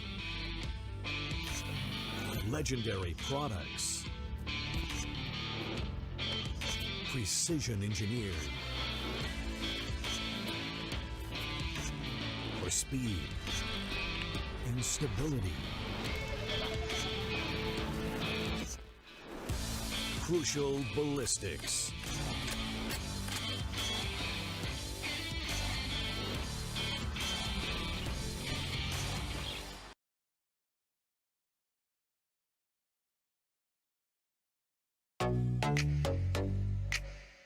Hi guys, this is Zaya and welcome to Streamer Reviews, where gaming streamers review the best new gaming laptops. Gamers are an impatient bunch, and I've got a laptop just for you. Let's look at the top 3 reasons why the Acer Helios 300 is perfect for the impatient gamer. Number 1. Its 11th Gen Intel Core i7 processor, which brings out the potential of the GPU's high-speed GDDR6 memory to ensure faster experience with higher frame rates and lower latency. Gamers hate long load times. That's why our second reason is the Helios 300's 2TB PCIe SSD. The SSD operates at PCIe Gen 4 speeds, giving you incredible read-write speeds for a faster response time. If all this wasn't enough, check out reason number 3. The 5th gen Aeroblade 3D technology plus vortex flow, which lets you say goodbye to heating issues. Shout out to the Predator Sense dashboard, which lets you monitor your system, overclock, and customize everything instantly from one place. I think it's clear that this system is geared for super fast results. Get your Acer Helios 300 powered by 11th gen Intel Core processor now.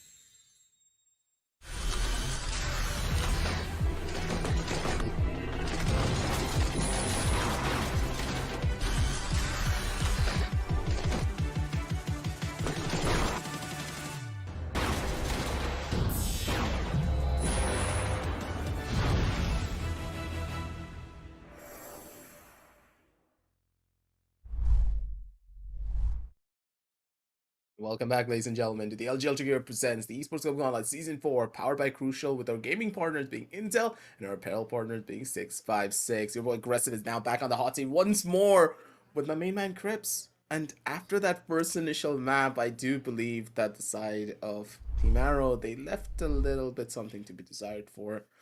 They had a pretty strong showing when it came down to their own attacking side, but as soon as it came down to the defense, it felt like they were not able to take any form of control. Up to that 8 and 9 scoreline, I do believe it felt like Team Arrow, they had that level of potency as a team to take down Exeli, but as soon as they hit that 9 scoreline, everything just went downhill.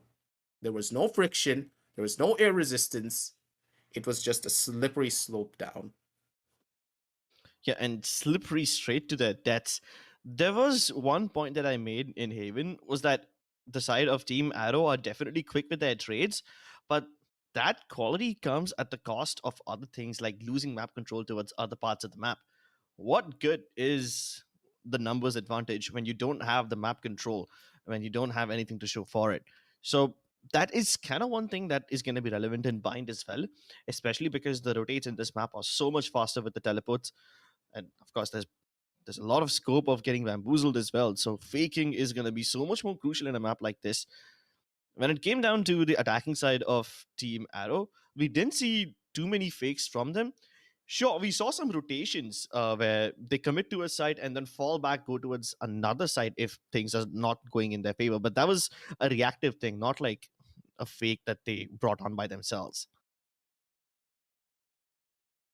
These are the type of plays that you really would expect to be on the cards of Team Arrow, but I don't know. They're still trying to figure stuff out. They're still trying to switch up their tactics to maybe meet up against Exeli when it comes down to their own, but I do believe the map of Haven is just not their own forte. Now here on the map of Bind, things will be a little bit more different because we have seen how good Team Arrow can be on this map. They gave Enigma a little bit of a tough showing as well. Enigma did win out on their game, but still, I saw the makings of a really good team. And with that being the case here, this could possibly be the game changer for them, because historically, Exeli, they're really strong on fast execution heavy maps, but the thing that I've seen for them, they are playing much more of a control heavy playstyle, playing it slow with the buddy system of with two players playing together constantly throughout the entire matchup. But that was just on the map of Haven. Maybe they have a completely different setup for the map of Bind that we don't really know about. So I really want to see how they're going to move it down forward, because dual initiator, yes, it's pretty potent on this map, but with Viper also being the pickup from possibly Fancy or Zolo, I think a double controller is a lot more prominent, with the possibility of a double duelist setup coming through. Yeah, Bind is one of those maps that is conducive to all sorts of compositions, whether it's double initiator, controller, or duelist. So that one factor about Bind being that you can play it in so many ways, and there's no one correct way to play it. It kind of is what makes Bind the most enjoyable map of them all. But then again, like you pointed out, Team Exeli Esports is the kind of team that does really well on execution-heavy maps. But because they're playing in a much more controlled and a much more disciplined fashion, it shows growth from the side of Team Exeli. If they are willing to step out of their comfort zone, then they will be the ones who end up having more pages in their strat book at the end of the day.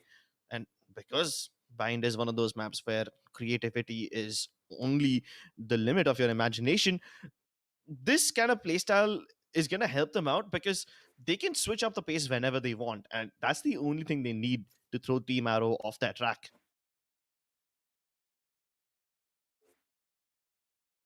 Creativity is the name of the game here, but on Bind, how creative can you get, Grips? There's only two sides. There's pretty much two entry points, and the only thing that you can get creative with is the teleporters. With the timing, maybe. With the timings as well, but at the same time, how often can you bait out a team to go in for a full-scale rotation on the map of Bind? Because this map is a little bit one-dimensional when it comes down to those cases, but a Euro pickup coming in this early without, the new Euro reworks, I don't think that's going to happen anytime soon. But I'm really excited. The new Euro reworks possibly makes Euro be from an F tier character to be an S tier. She could. I wouldn't put him on S tier already. I mean, he's still gonna be somewhere towards A or B for me. Yeah, but at least definitely out of F. Yeah. I Rather, do. Yeah. Such different philosophies when it comes to the agent composition this time around. A double initiator set up by Exeli Esports, whereas on the other side, Team Arrow seem to be hovering on the edge of a double controller. They've already picked up a Sage, which is something that I haven't seen in quite a while on Bind. Maybe possibly to facilitate the Viper a little bit more. Viper and Probably. Sage have pretty good combinations when they play together in a site. So maybe they're playing into that. But the combination that they do bring down to the table feels a lot more like Icebox. You know what? Now that you pointed out, yeah, it does. It kind of does seem like the kind of composition you'd see on a map like Icebox. I mean, it's been such a long time we've seen Sage being picked up, period, especially in a map like Bind. So that will definitely be a fresh breath of air. But maybe it could slow things down a bit more than we like. We'll see. At this point, Exeli Esports have more than established themselves as a team that does well with high speed executes. So maybe this Sage is exactly what Team Arrow need to put a halt to that speed. I'm looking that good for them, but I'm gonna give them the benefit of the doubt, Team Arrow. I really want to see how this composition is gonna work out for them before I point any fingers, or I'm gonna say that this is just not gonna be helping them out whatsoever. But looking at towards the A side though, they're going in for one of their full-scale rushes. And this rush could just be a massive. Yep. That's an aha moment right there. I'm not even gonna say anything. Yeah, that was just I'm just gonna take this as the quickest round in the entirety of the gauntlet. That was the quickest one. You blink and you miss it. It's borderline unbelievable what they just pulled off. I mean, a full 5 stack ready to rush A. The attackers were more than prepared to mow down anyone who stands in their way, but Exeli Esports just demolishing everybody. I think, as I said, that was a TikTok clip and a half. You just cannot put that in any other form. Because, come on, like, how else do you want to explain that? There's not much that you can do. You just got caught out by a flash. You were not expecting it. You were not even thinking about an aggressive peek coming on through from Exeli. But it feels as though they're going to be the ones with a lot more control. They're going to be the ones to take emphasis on all of this. And these sheriffs are just not able to sing, not just yet. Ice, he's been so good with that sheriff, but look at Zolo. He's already on that flank. He's already on that lurk. Possibly going in for a knife, but that's not going to happen anytime soon. Going for a peek, going for a kill, but oh, Ice! He just knows exactly how to get that one tap down every single time. But Sami with that Marshall takes one kill, and Shane, he's going to sit inside of the tube saying, this is my home now. I'm never going to leave it. Not in this round, at least. Hey, at least the silver lining is he's able to get all the way over here. So now Team Arrow know that whenever Exeli Esports are playing aggressively towards hookah and towards a shot, they will most likely leave the extremities unguarded, which means areas like bathroom and long could be areas which they exploit in more impactful rounds, you know, when there's a lot bigger weapons involved. 30 seconds left. And this would have been a plant straight up if the spike wasn't all the way back here. Oh no, he sprayed a tattoo. Bro, that gave away his position. I mean, of course, showboating is necessary, but not in situations like these. Not when you're the one about to get knifed. He tried to have his little bit of fun right there, but that really didn't cap out on his side. But still, no harm, no foul. They're still going to be able to carry forward a couple of guns. They have what they need to push themselves forward, but the real question is, yeah, they invested in sheriffs, all of them.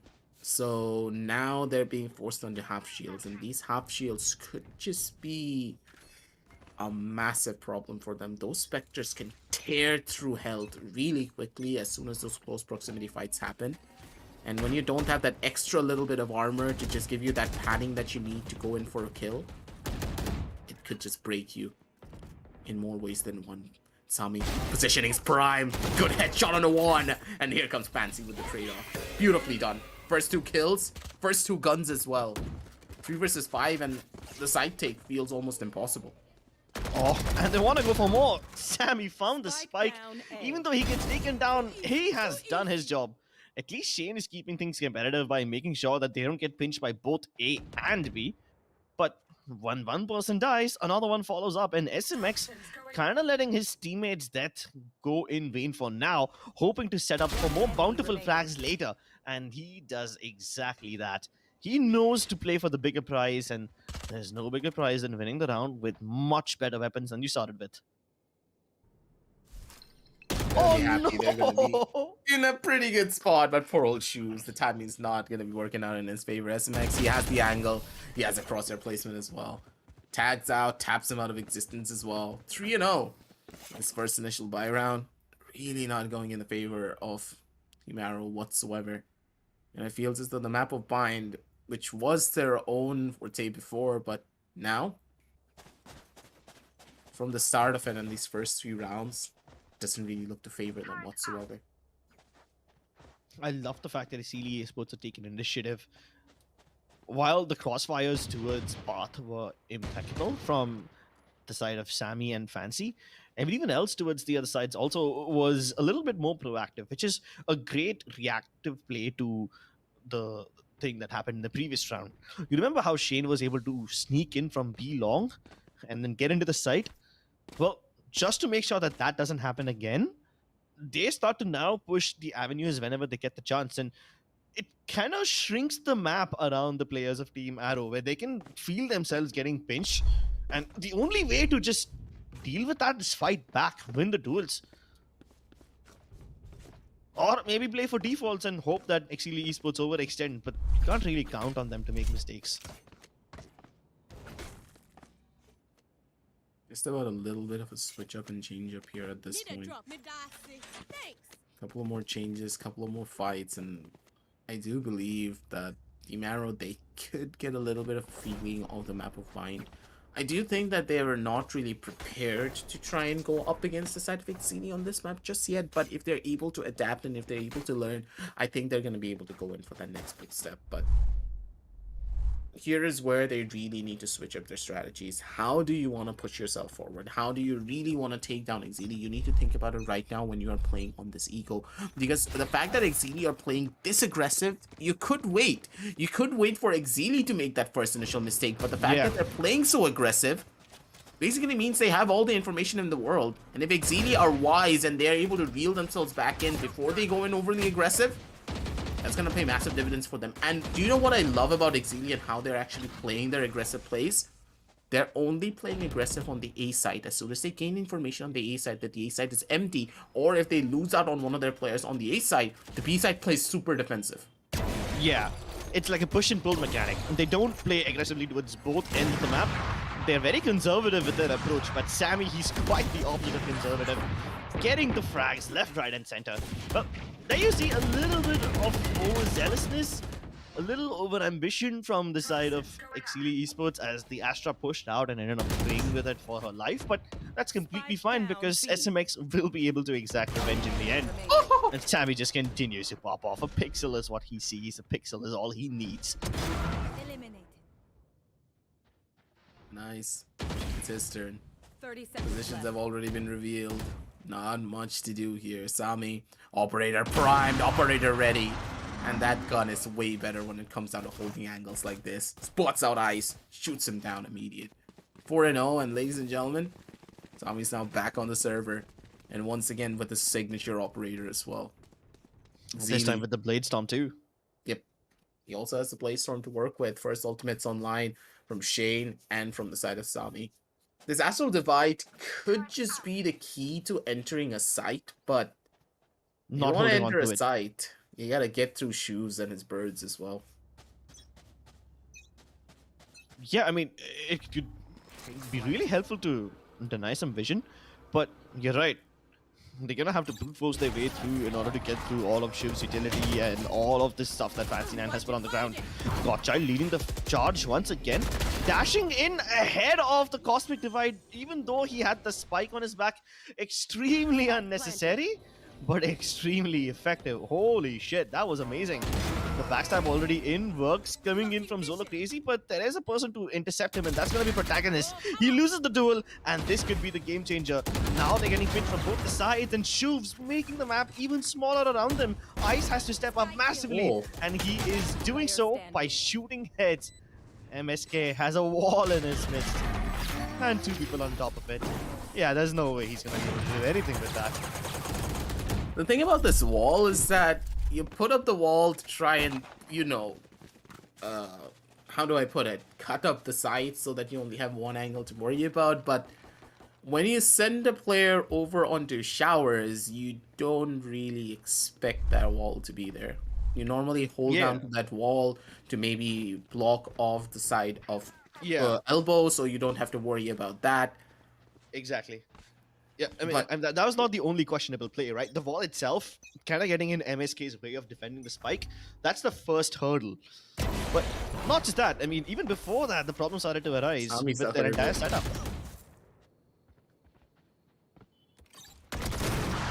Oh. This is dangerous, man. Well, they are here to play dangerous games. Risk is simply no factor for them.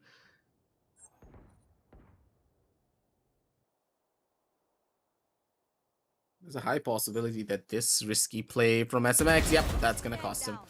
He gave up that angle. Timing's not going to be in his favor. And one by one, the side of Exeli, they're going to start falling apart just because of their super aggressive plays. The aggression has finally been punished. And I do believe that now Team Arrow, they're starting to pick up on how to take down their opposition. Sami, he's now stuck in a choice. He can easily save this operator, save it for a rainy day, and allow Shoes to maybe just go in for a couple of his own plays, go in for a couple of his own kills. That's going to be one. He's not going to be able to get anything more than that, though. And Sami, he's like, yep, it's the safe call. I just gotta wait. I just gotta chill. Get as many exit frags as I possibly can and keep this operator in my dominion. If he does that, that definitely will be helpful, but it's not the end of the world for the side of Team Arrow. It would be the end of the world if they lose the next round, though, because whatever economic momentum they gathered in this one will be completely nullified in the next if they lose it. And add that to the fact that these guys are losing their weapons too. Just makes things a bit more awkward. Yeah, that's gonna hurt a little bit there. It's a 5-1 now. The operator did get lost out. Godchild was able to pick up that operator, but there also is another problem, the fact that Godchild has picked up that operator, he can no longer play the entry. Now they're playing for picks. This is a massive shift in momentum, and I just hope that Exeli are able to read into that. Because if they find out that, oh, wait a second, now that Godchild has the operator, there's no real aggressive plays. We can just sit inside of the site. We don't even need to play aggressive. We can just gain information through this utility, and that's it. And that's exactly what Exeli are doing. No form of an aggressive peek. No one's taking initiative here. They're just waiting. But Sami falls asleep on the angle, and he pays the price for it with his own life.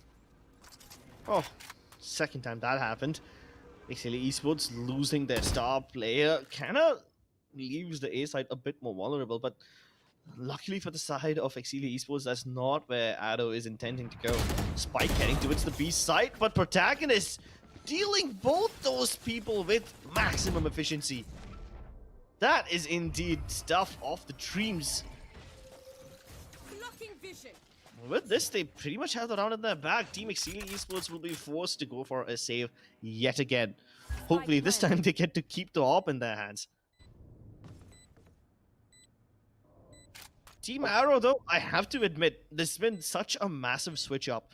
From one round where we saw them push their own astral divide to go ahead and plant the spike, to a very conservative approach. It's like going from 100 to 0 in an instant. And if you break that hard, your brakes will burn out quite often. Not that I know all that much about racing, but there are a few people here that do. And yep, we hear about Formula 1 on a regular basis, but we both don't watch Formula 1 that often. Yes, our producer does quite often, and he makes sure that we always understand every single terminology from Formula 1. Never really shuts up about it, but for now though, what is gonna be humbled is the side of Exeli. Now they know the Team Arrow, they mean business. No more aggressive pushes, no more playing fiddle here against them. 2 rounds and they've already sent a message, because now Exeli, when it comes under the terms of their eco here, Crips, they're hurting massively. This is the last operator Sami can buy, because if they lose this here, in the following round, they're going to be able to go in for Vandal buys. They still have the loss streak bonus going for them, but that's where the operator streak drops. That operator needs to pay dividends here, and if, only if, Sami is shut down really quickly, it could hurt them. I'm more concerned about the ultimates that they've been saving up for all this time. I mean, sure, the operator kind of messes with your economy, but what? The ultimate economy is something you need to consider. He just doesn't care, man. He just... I know, right? That was so risky. He literally walked past the Nebula. He could have been shot down by any of those players, but he still gets away with the kill. It's just criminal. Godchild gets wide peaked by Fancy. So if they lose players towards the B side, at least they make up for it by winning duels on A. And luckily for the side of Exeli Esports, that's where the spike is headed. The Trailblazer spots him out. The Seekers gets the information on everyone else, and Sami delivers with the frags. He's shutting down everybody over here, and what Sami can't do, Shubs will do. 3 kills for him, and Fancy's gonna be able to pick up the operator as well on towards the back of site. Couple of freebies, couple of free shots, and that's all that they need. 6 and 2, and now once again Exeli, they're back on the driver's seat. And this round could just be a pretty problematic situation when it comes down to all the members of Team Arrow. Yes, they have the buys, they're going to be able to do a lot, and they have enough to go in for falling buys as well. But this round is very crucial, because this is the point where you're now fighting for either a 7 and 5 or a 6 and 6. You don't want any in-betweens. 9 and 3 scoreline? Oh, no. 8 and 4, not really one of my favorites. But on buying, you need that 7 and 5. Otherwise, you just are not able to go in for a lot of different comebacks. Oh my god, such an awkward exchange of frags towards Long. Even more so on towards Hookah. At least Arrow have the man advantage, but Sami could really change that in an instant. So many smokes to deny his vision, but that just forces them deeper into the site, straight into the crosshairs of Shan. But with SMX using that Hunter's Fury, he's vulnerable with anyone trying to push him. And they do push him, but SMX win the duels. Okay. At least something's going in their favor. They don't have the man advantage, and the Viper Spit could be 100. And after that, a resurrection, the odds get even worse. Pushing their way up, but Shoes, this is such a crucial kill. The fact that he got that one, SMX is gonna be able to get a win murder. He finds out one more. Positions on prime, but still Godchild. He's gonna be able to get his revenge, rising up from the grave. 6-3, and the possibility of a 6-6 scoreline is still very much alive. And with this, 9-3, or a 6-6, or a 7-5, or an 8-4. Either or could happen here. The combinations don't end, but neither does SMX's lucky streak. I mean, he was able to find some skills should not happen. I know, right? I mean, one time he was just disengaging from the Hunter's Fury. He was able to get the kill by pulling out the gun in just the nick of time, and the other time he was reloading. Op versus Op, and Godchild wins. Amazing stuff as they get 2 picks. He needs to show respect towards Godchild for these cases. He has been pretty much shut down twice over. Zolo once again, no positions! They've been doing this for so long, they're getting shut down for it as well. Exeli, you're getting predictable here, and predictability should not be one of your defining traits whatsoever. They're hurting now when it comes down to the terms of their economy. They're fighting for a 7-5. There's no way they're gonna get this 8-4. Well, they'll get neither. Another round going in the favor of Team Arrow, and with this, they're out of the economic slump. No matter what happens in the rest of the half, they have enough money to get by. Yep. Now at this point, with them taking this pause, I'm expecting them to try and recollect themselves and try and figure out a new strategy, because their aggressive pushes are not working. And the fact that they're going in for these aggressive plays over and over again for what, the last 6 rounds or so now? Of course, Team Arrow, they're going to start to adapt. I think this is more of a bathroom break for Sammy rather than a tactical timeout. God. Well, at least when it comes down to tactics, we know for a fact that now the attackers have got a read on what Exeli Esports have been doing. Their aggressive pushes are getting punished more often than not. So at least Team Arrow have that in the bag. I want to see what happens if Exeli Esports decide to change up the pace and just play very passively. That would mean that the attackers are left wondering where's the push, holding the angles forever, and time just keeps on ticking away. They're looking to see if they can get away with something here, but for now at least, I'm not really witnessing that much of a differential when it comes down to these plays, but give or take, I really want to see how the pause has affected the momentum of Team Arrow.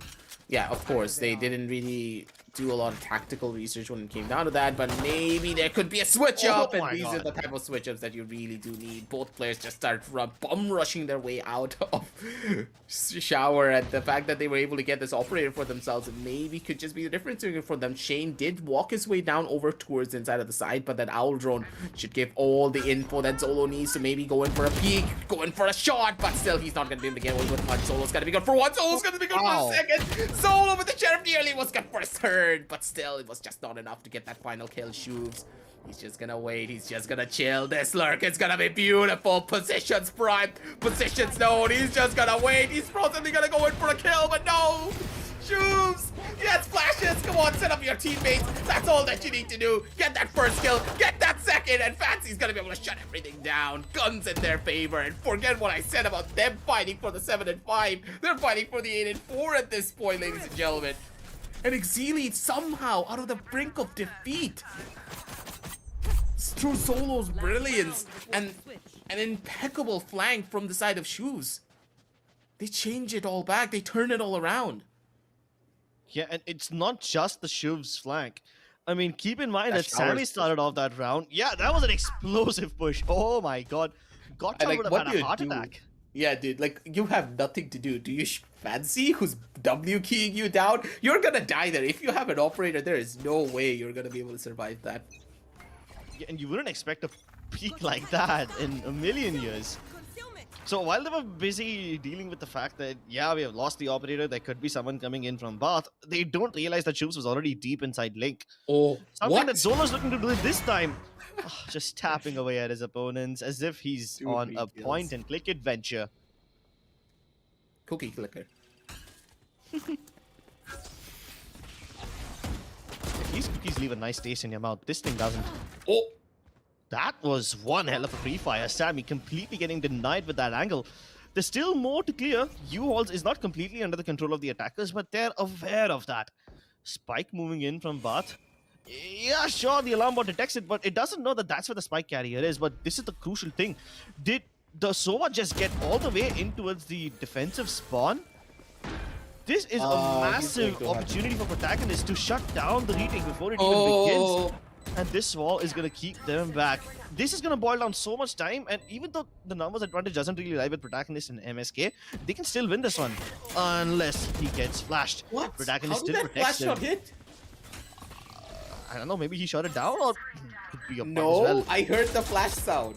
I heard the fact that the flash hit. Player standing. It didn't detect anyone, right? It didn't even blind him. Wait. Yeah. I am confused. Confused Unga Bunga much? He can hold it. Just hold it. Just hold it. Ah, no, he can. Well, at least he got the Hunter's Fury, I guess. Aww. He wanted that kill so badly. I don't know. I mean, there's not much that he can do either. Switching sides. Yeah, just Like, come over here. Come over here, boy. yeah. I mean, the least that he could do was kill him in the end to exact revenge. Either way, I love the fact that Exeli Esports somehow were able to bounce back, but I wouldn't exactly say that this was a bad half from the side of Team Arrow. Like, they were able to adapt to Exeli Esports on the fly, and sure, they got a grip of the game to some extent. They weren't able to end it with the lead. But given the way they started, you know, with a 5-1 lead in the favor of Exeli Esports, I think a 2-round difference is manageable, to say the least.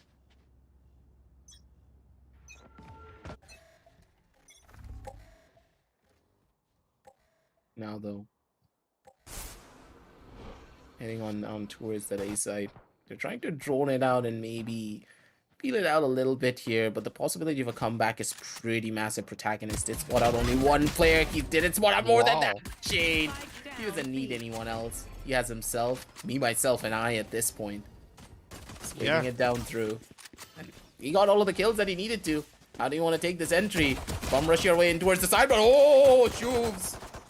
Okay, boy. Okay, buddy. Sure. Go in for it. Get these kills, shut down your enemies, and send them back home packing. Standing. But he only gets one. Not anything more than that. Godchild gets the final, shuts everything down. 7-6. And the possibility of a 7-7 and an even Steven for the side of Team Arrow is on the cards. The map of Bind is heating up once more. And the desert looks drier than ever. Exeli Esports kind of dry on the strat in the pistol round. I mean, one drone towards the A side is not enough to sell the fake, especially when everyone else going towards hookah can clearly be heard all the way towards the side. Lovely hold from Shane. 2 intense stabs. Me, myself, and I, not solo riding till I die. He survived that encounter long enough for his teammates to arrive and set him up for more success.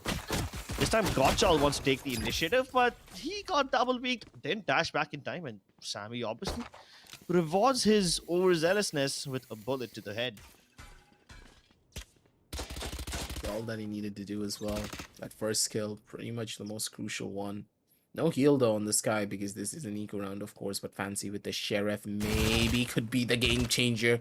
Holding down the angle, positions are prime, but the shots are just not going to be present. Fancy at 6 HP. He needs to get himself out of that sticky situation. And now it's Protagonist's turn. Spots out one player, but SMX doesn't find the shots, gets taken down, and one by one it's going to be Shane and Protagonist to shut any form of hope and dream that Exeli could have had to win out this round. Through the flash, one more kill. Fancy with 6 HP. Not gonna happen, not today. Protagonist and Shane holding down the B side down like Chads. And with that, 7-7 on the scorecards already, ladies and gentlemen. And Crips, it's not looking that good, but at the same time, hey, it was the eco rounds. Whoop-de freaking do. yeah, not much to lose for Exeli Esports over there. At least Shane is still going strong with his B defense, mowing down people left, right, and center the moment they walk through. Let's see if he's able to continue that this time around. I mean, of course, the Spectres account for shorter range duels, so he's most likely going to be making that box his home once again. Not offering the long peaks to Exeli Esports. But Protagonist is playing a dangerous game by sticking around here for longer. Concussed, no way back. There's a gravity well behind him, so he's going to be forced to stay over there. Very brave of him to stay inside that smoke, but at least he sets up Shane for one more kill. They wouldn't expect another guy to be in the same smoke, especially after they got that kill immediately. Godchild a little too early to the rotate, but MSK follows him, and oh my god, this early rotation is actually helping them out. So many defenders just jumping in and saving the attackers from getting anywhere else. Oof, SMX with a port of his own now has to deal with a massive wall. So even though his fellow Killjoy teammate in the form of Fancy has cleared the side, he's gonna be a little bit more patient on his approach to the A side. Player standing. Nah, overextension by Fancy 9, and that is all their advantage now being nullified. Scanning ahead. Godchild. He's just gonna wait it down through, and at this point, they get all the kills, they shut everyone down, and this bonus round just gave them so much value, and they're just now listening to Die For You at this point. They're waiting for Big Daddy Brimstone to appear. And Godchild's like, yes, Big Daddy Brimstone's up in the sky. We can't see it, but they can. So at the end of the day, I think it's a victory for everyone. 7 and 8, ladies and gentlemen. At this point, I don't know. It feels as though Team Arrow, they have the entire map under the ropes. For now, at least. But, hey, it was Exeli on the same position before on their own defensive side, were they not? So, I mean, Exeli's approach does seem kind of one-dimensional for now. Or maybe it's just that these guys on the side of Team Arrow are just absolute chads at holding down the side. So all the strats just seem really, really bland in comparison. Godchild's position is favorable enough to get him at least one kill, but will more people line up for him? Not just yet. Gets away with the man advantage. More than happy with that. Things are starting to look a little bit dicey for Exeli Esports though, aren't they? I mean, on an equal round, I would have expected them to stick together, but they're not doing so. And yeah, finally, some punishment from Godchild is there, but is that going to be enough though? Their disjointed approach, even in eco rounds where they should actually be banding together and hitting the sites like a wrecking ball with just bodies being thrown at the opponents, is kind of the approach I would have expected from Exeli Esports in a round like this. But the lack of that kind of makes me wonder whether they'll keep on playing this slow and methodical playstyle for the entirety of this half, or whether or not they will activate that wrecking ball. The timing could not have been worse, but at least he has the right idea, using the Nebula to just buy a little bit more time. But Sammy is not one with patience. Dashes right in, Shane's blind. They don't have control of long just yet, but I think that's a problem that can be easily dealt with, especially with that double peak. Spike planted. No both bound positions though. Yeah, they're not. Fancy Nan gets caught, and they know exactly where Sammy is. They know he can't be towards long. Could have been a lineup, but MSK keeping things in control. Oof, a bit too close for comfort though. Cool, calm, and collected. MSK is gonna be the one to go in for a beautiful peak of his own, shut it all down, and bring it all back as well. 7 and 9. It's looking good for them, but Crips, not just yet. Exeli, they're getting closer and closer to formulating a plan to take down their opposition, but they need to speed themselves up because it's already a 7 and 9. Double digits is right around the corner. One more mistake, one more failed round, and it's over. This buy round is possibly even more important than match point. If you lose here, I believe that match point is pretty much inevitable. Plenty of ultimates at their disposal, so if Team Arrow want to solidify their standing, this is the right time to use it. The Seek is available for Exeli Esports, so maybe all this information hunting can be simplified, to say the least. They will find two people on path, but they're not going to push it just yet. they want to find out whether or not these two people are the only ones on A side, or is there more defense towards the U-Haul region, which is exactly why the players of Exeli Esports are waiting for a push towards short, but they will take the initiative towards spot. And Sammy could have been good for both of them, but hey, he did his job well. He figured out where the stage is, and they can estimate where the other players would be. Protagonist can't do much because the vision is being denied. So plant definitely seems possible for Exeli Esports, but post plants and positioning are a cause of concern. With Ice dying towards bathroom, a lot more area does become available to the side of Exeli Esports, but Protagonist hasn't been cleared out yet, so this could be the one problem factor. Now all of Exeli Esports are trapped towards U-Hauls. I don't know if that's a good thing or a bad thing for Team Arrow, honestly. He's just gonna wait it down through, and this is just gonna be another problem for him to hold it down strong on. Protagonist positions have already been known. Flash comes out, and blinding him by the light is gonna be Shoes to get the final 2 kills. 8 and 9. Beautifully done. Exeli, they got the first initial pickup on towards showers. They knew the information of where the Sage was going to be playing. They knew for a fact that no one was playing on towards the side of A short because there was no form of resistance on the A short position. And the fact that they had showers control everyone from the side of Team Arrow, they backed off inside of the side, sorry, instead of trying to stop any form of an aggressive play that could be coming in from the A short region. And the fact that Exeli had that control, they just picked him up one by one. They had all the information, while Team Arrow, they pretty much had none. Nice. He can hear a barrage of guns demolishing his wall within seconds of it going up. He knows for the fact there's more than one player present, so he gets that one kill and he'll be more than happy with it. Oh, with this thing, he's concussed, one touch away from death, but he somehow survives. Shubs finishes off what the Soa started, and with that, we are back to a 4v4, back to square one. You are divided. He nearly got killed there. He's gonna walk his way out, maybe go in for a reverse, and SMX, he read into the sneaky strats of Godchild. He knew exactly what to expect. But now Shane, he's stuck between a rock and a hard place. Position has already been revealed. SMX is going to be able to find that first initial kill. MSK takes a swing and it spots out his own death. Oh my god. When you spot out 3 players like that, doesn't matter if you're 10s. You're still going to get scared there. And with that, Protagonist went in for a dodge. And I think that dodge is the thing that saved him from getting killed by SMX. Ooh. Almost got the spray transfer too. Could have been a true protagonist if he somehow saved his team, but Exeli Esports are the ones being villains now. They've got the map already. Now they've equalized the score. Economic advantage also available to them.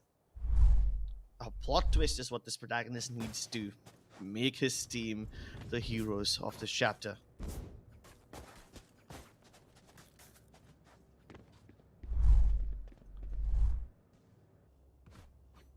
It's a 9 and 9 scoreline.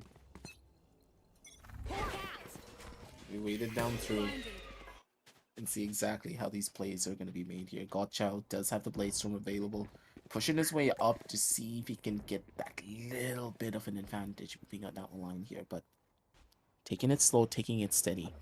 No forms of aggression given just yet at Fancy. That's just sad. I have nothing else to say. That's just sad. Oh, that's even sadder. MSK getting the nuttier shots. Shubs does manage to bring it back to some extent, but that Hunter's Fury will definitely tag a couple of players. And even if it doesn't, at least it tells Team Arrow that everyone is indeed present towards U-Hauls and CT entrance, so Godchild has to be careful as he enters. Oh no. Angle just simply not in his favor. Sammy going ahead, getting that frag, and Exeli Esports take the lead after a long time. The possibility of this game going to Ascend now starts to decrease. Do you think it can still go to Ascend? Do you think Team Arrow have what it takes to shut down Exeli Esports and push us into map number 3? I do believe that Team Arrow, they should be able to take this away from Exeli, but Exeli, the fact that they're playing like this now, the fact that they're taking a little bit more initiative and playing into a lot of the predictable situations that, yeah, these are the type of plays that's happening. They're getting predictable, they're getting overly aggressive, they're allowing Exeli to dictate the pace of a couple of these engagements. And the fact that the operator has already been dropped this early into the round, they can't even pick up that operator. It's in no man's land, so that gun is now completely out of the equation. And Sami's possibly gonna go and pick it up as well. Even that Viper split, it covers most of Hookah, but doesn't cover the entirety of B long, so they can still move in over there. At least they've been discouraged and not going towards the B side, but hitting A is not going to make things any easier for Team Arrow. They've at least got control of bathrooms for now, which could very well change considering Shubs is approaching this region too. But Protagonist dying towards B, yeah, things are just starting to fall apart for them. Picks all over the map, and Exeli Esports can do whatever the hell they want. Oh. They don't even need to plant. Existence. You don't even need the sight, man. Forget the sight.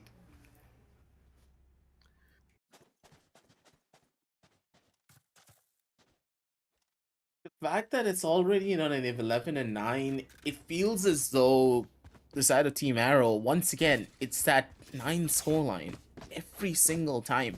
I've seen Team Arrow lose on this X9 scoreline so often that it feels like that's the curse for them.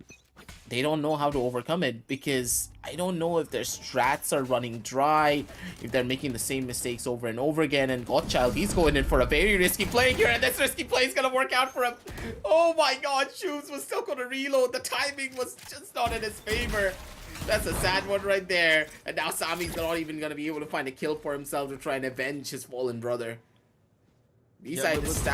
Control has been established, but Sami, he needs to find a kill. Otherwise, I don't think this is going to work out for them as well. But the two defenders jumping into that teleporter, Exeli Esports might get the impression that the B side is empty, which it's getting reinforced with the actual side being empty, but there's so many people present towards the elbow region, they probably won't anticipate this many defenders to be over here. Oh. Sami instantly getting tapped away. And now there's nobody to cover that area with a smoke as well. They have no choice but to play aggressively towards elbow, which is exactly what Team Arrow want them to do. They want to pick up these fights with the Sheriffs. Oh, this is so beautiful. No, they can't even go in. MSK getting burned alive. Doesn't even chance to get outside that nanoswarm grenade with the gravity goal pulling him in. And C9 still keeping things well and healthy. It's just on twice, which doesn't seem all that much that he can do. And finally, Exeli Esports gets what they need. I don't know, man. Like, when it comes down to their holes, that was absolutely beautiful. The players, they had to pay the ultimate price for it with their own lives. But once again, it's like Team Arrow, they're just not able to adapt. Not anymore. It feels as though they've run dry when it comes down to all of the different strategies that they could have employed here. And here on this 12 and 9 scoreline, they're pretty much just living on the fact that they need to survive this. Because Crips, if they lose here, I don't think they have any form of a chance to try and even get up to that 4th position. Because you gotta remember, this is the last season of the Gauntlet. There's no more second chances. 5th and 6th gets you nothing. Oh my god. That just kind of made things dark for some reason. Not as dark as Shuv's aim as he shuts out the light for Godchild. Zolo. Kind of questionable, but maybe Team Arrow can keep themselves alive with this one. SMX being forced to go deeper into Hookah. But what? Did they just swing things back? Bro. Nice caster's curse, bro. I mean, I kind of like to call it a blessing, but okay. To each his own. MSK taking matters into his own hands. He's about to catch SMX off guard with a knife in hand, but he somehow stabilizes things. Both the members of Exeli Esports have their ultimates. Of course, the Hunter's Fury being the more valuable one over here is probably going to help them take control of the site later on if they lose it. Could be even used as a deterrent for the diffuser. But Sami holding this contact angle on top of the box made me so nervous. Yeah, exactly. That timing itself spikes my anxiety all the way to 100. Oh, play it together. Easy. Easy. Slow and steady, boys. Slow and steady. One on the lurk, one on the flank. Footsteps being heard. Positions being primed. Walls being put up. And a bullet straight to the skull. It's going to be the side of Exeli taking a 2-0 victory. shutting it all down, taking it all away, and it feels as though the curse that pretty much Grips put on TA. Not my fault though. Sure it isn't. You said that, oh, it's gonna be TA, they're possibly gonna be able to live through it. 2 seconds later, 2 people died, and then the round just turned up. Sure. I mean, some people call that sorcery, but like I said, I'm not putting any words in your mouth. I have to say though, Exeli Esports did put some wrong thoughts into the minds of Team Arrow, making them think they were in control of the round, which they really weren't. SMX bringing the round back in the favor of Team Exeli Esports is like just unexpected, especially when he has his knife out and you expect him to die. So these timing issues continue to bother the side of Team Arrow. Let's head on down over towards the match highlight and relive all of the moments that we have seen. And Crips, I want to ask you this question. How do you think that the side of Team Arrow even fell apart here? It felt as though they had that control, but they just... I don't know, man. It's always on this 9 scoreline. How is it always that 9 scoreline? Every single game that I watch them play, it's always that. I mean, It doesn't make sense to me. there's a lot of people that say that 9-3 is the cursed scoreline, but I think we're starting to figure out that it's more to do with the 9 and less to do with the 3 itself. Although, Possibly. to answer your question, I do have one theory why Exeli Esports succeeded in this one. So, in the first half, when we saw Exeli Esports try to go for the defaults and spread out more to intercept Team Arrow in every direction, they were getting moderate amount of success. But then in the second half, Exeli Esports, the same spread outs, they start to pay so many more dividends because Team Arrow just cannot contest Exeli Esports in all those different locations. I mean, if they want to do that, they'll have to put up one man each on one possession, which means trading is not going to be possible for all of them. So that's what Exeli Esports kind of capitalized on. They made Team Arrow just thin out so much that they were easy enough to be picked off one by one. Of course, that doesn't apply for every round. Sometimes Team Arrow was like, screw it, we'll just stick together and rush aside. And in those rounds, they did find some success, but every time they did not, you know the cause. Yeah. It's just Exeli being able to read into a lot of strategies being pulled Yeah, that out by also. Team Arrow that just brought them down a couple of pegs here. It feels as though Exeli was a much more experienced team, even though the individual performances from Team Arrow far outshone anything that I have seen from Exeli in a lot of occasions. Individually, they were so good, but as a team, Team Arrow just couldn't bring it back. Yeah, I mean, props to them for trying, though. There were a couple of random things that we saw from Team Arrow which did not completely make sense. But in hindsight, you gotta evaluate them from their own perspective, right? If you were in their shoes and you were running out of options, I guess a new, unproven but innovative strat could be used. We saw this one instance where Team Exeli Esports, they had to just walk into the teleporter and they pushed out of that area so quickly.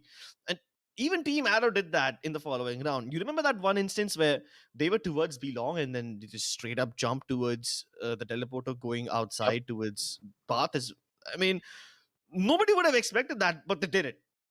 It didn't work, but hey, at least they tried that. And I don't blame them for being innovative. Yep. I think that innovation from the side of Exeli as well what gave them that edge here, but the fact that Team Arrow tried to keep up in multiple different occasions, I have to say props to them. As a team, they are improving just within the match. They have done a lot. Yeah. They've tried to completely switch everything out. They tried to play as uncomfortable as they possibly can to try and gain themselves a little bit of an advantage, but at the end of the day, it's just whichever is the better team. The more team play, the better communication in a couple of these rounds is what gave them that edge here, especially on this round in particular, where Exeli, they coordinated all the utility perfectly. That gravity well into the nanoswarm was just so beautiful. Yeah. And that's what Wombo gave them that combo. edge here. And then there's Sami just casually tapping people out of existence. But dude, the timings literally scared me here. The timing just was impeccable almost from the side of Sami. Either he survived or either he dies. But SMX at the end gets that final kill, shuts it all down. And as you can see from the scorecard, 13-9, Sami with 24 kills. Not really a surprise him being on top, but shoot freak. He just knew what he needed to do. Sky on 19, now that is a scary sight. That is indeed a scary sight. It becomes even scarier when you realize that so many players of Exeli Esports are just individually outshining the members of Team Addo. Just in terms of the numbers, the kills are just clearly superior on the side of Exeli Esports. And sometimes, like you said, it just came down to timing, right? That moment was not the only one, the one we saw in the clip. There were so many more such instances which sometimes we couldn't capture. But Exeli Esports captured the essence of playing with your enemies' minds to the finest. They knew exactly what they really needed to bring down to the table, and the fact that they were constantly switching up their strategies, bringing in something a little bit more innovative, kept Team Arrows on their toes. But even if they were expecting something unorthodox, it was Exeli being able to show a lot more consistency, even when it came down to the score lines 13-9, 13-9, map number 1, map number 2. It was just a dominant performance in general from all the members of the side of Exeli. And Sami, he even got 2 more MVPs to boot. So we know Oh, for a yeah. fact who's going to shoot up when it comes down to the MVP standings. He's going to rise up to the very top, and he's going to be able to go in for a proper hold. Let's head on down over towards the group standings and see exactly how the teams are going to be shifting up and down here. Because in my eyes, I believe that now that this is a solid 2-0 lead for Exeli, they're going to dethrone Galaxy Esports. And the fact that they did do this is going to give them a little bit of breathing room, but they're not going to be really happy when they see how many matches Galaxy Esports have played. They've only played 4, while Exeli have already played 6. Yeah. Exeli have 1 more match, and they're banking on the fact that Galaxy, they're going to lose their following 2. If they don't, it's done. That's lights out. So Yep. Exeli Esports have finished all their matches in the league except for one, right? Yep. Just one match left. And even if they win that match 2-0 and they get to 8 points, it doesn't necessarily grant them an edge over other teams like Oculus 5, Caught Particles, and Enigma. Not even Salt. Yeah, not even Salt for that matter.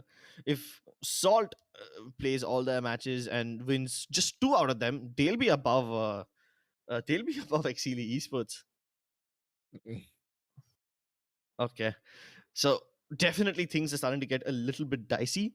Galaxy Esports were kind of banking on the fact that Exeli lose this one and they get to keep the lead. But even if they don't do that, it's fine because Exeli Esports are running out of opportunities and there's only one match left for them. When that match will come through, we don't know, but we will be sure to bring you some more Valorant action tomorrow at the same time and at the same place. So make sure that you subscribe to the channel and don't miss a beat.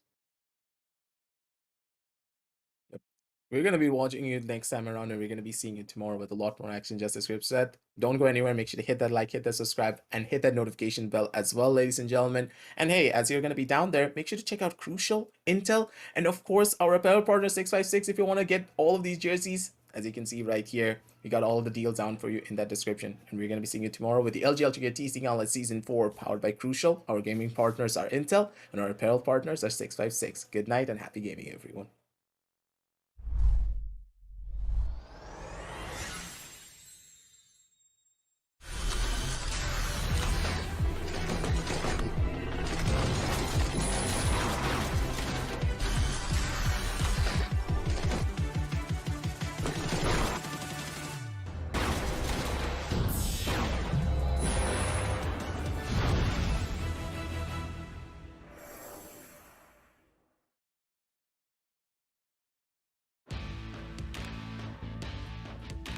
From the legends of memory and storage. Crucial brings you the ultimate performance in gaming. Legendary products. Precision engineered. For speed and stability.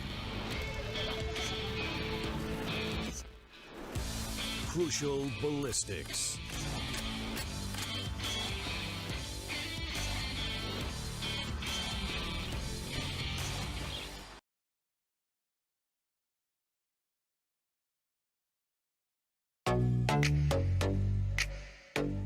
Hey guys, I'm Ankita. Welcome to Streamer Reviews, the place where you can watch gamers review the best new gaming laptops in the market. Gamers love exploring the vivid detailing of their favorite games.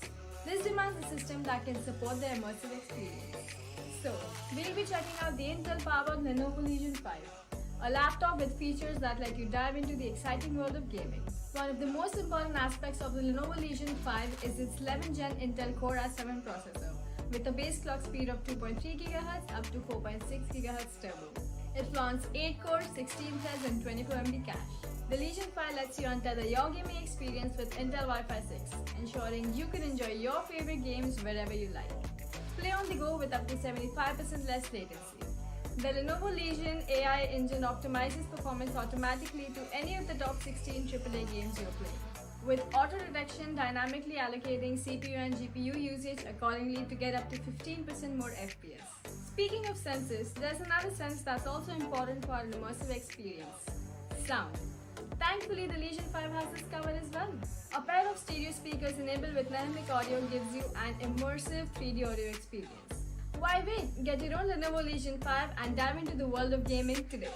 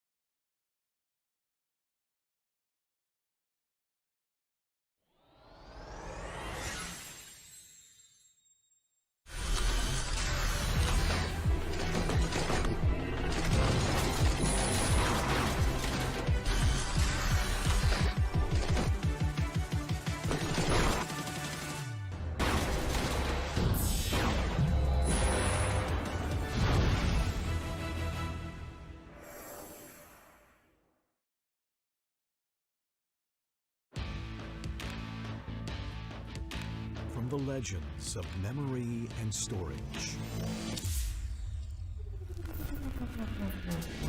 Crucial brings you the ultimate performance in gaming. Legendary products, precision engineered for speed and stability.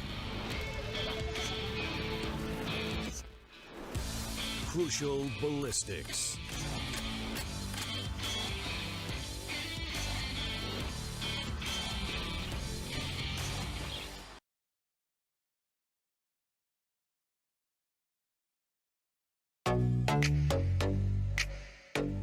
Hey guys, I'm Ankita. Welcome to Streamer Reviews, the place where you can watch gamers review the best new gaming laptops in the market. Gamers love exploring the vivid detailing of their favorite games. This demands a system that can support their immersive experience. So, we'll be checking out the Intel-powered Lenovo Legion 5, a laptop with features that let you dive into the exciting world of gaming. One of the most important aspects of the Lenovo Legion 5 is its 11th Gen Intel Core i7 processor, with a base clock speed of 2.3 GHz up to 4.6 GHz turbo. It flaunts 8-core, 16 threads and 24 MB cache. The Legion 5 lets you untether your gaming experience with Intel Wi-Fi 6, ensuring you can enjoy your favorite games wherever you like. Play on the go with up to 75% less latency. The Lenovo Legion AI engine optimizes performance automatically to any of the top 16 AAA games you're playing, with auto-detection dynamically allocating CPU and GPU usage accordingly to get up to 15% more FPS. Speaking of senses, there's another sense that's also important for an immersive experience: sound. Thankfully, the Legion 5 has this covered as well. A pair of stereo speakers enabled with dynamic audio gives you an immersive 3D audio experience. Why wait? Get your own Lenovo Legion 5 and dive into the world of gaming today.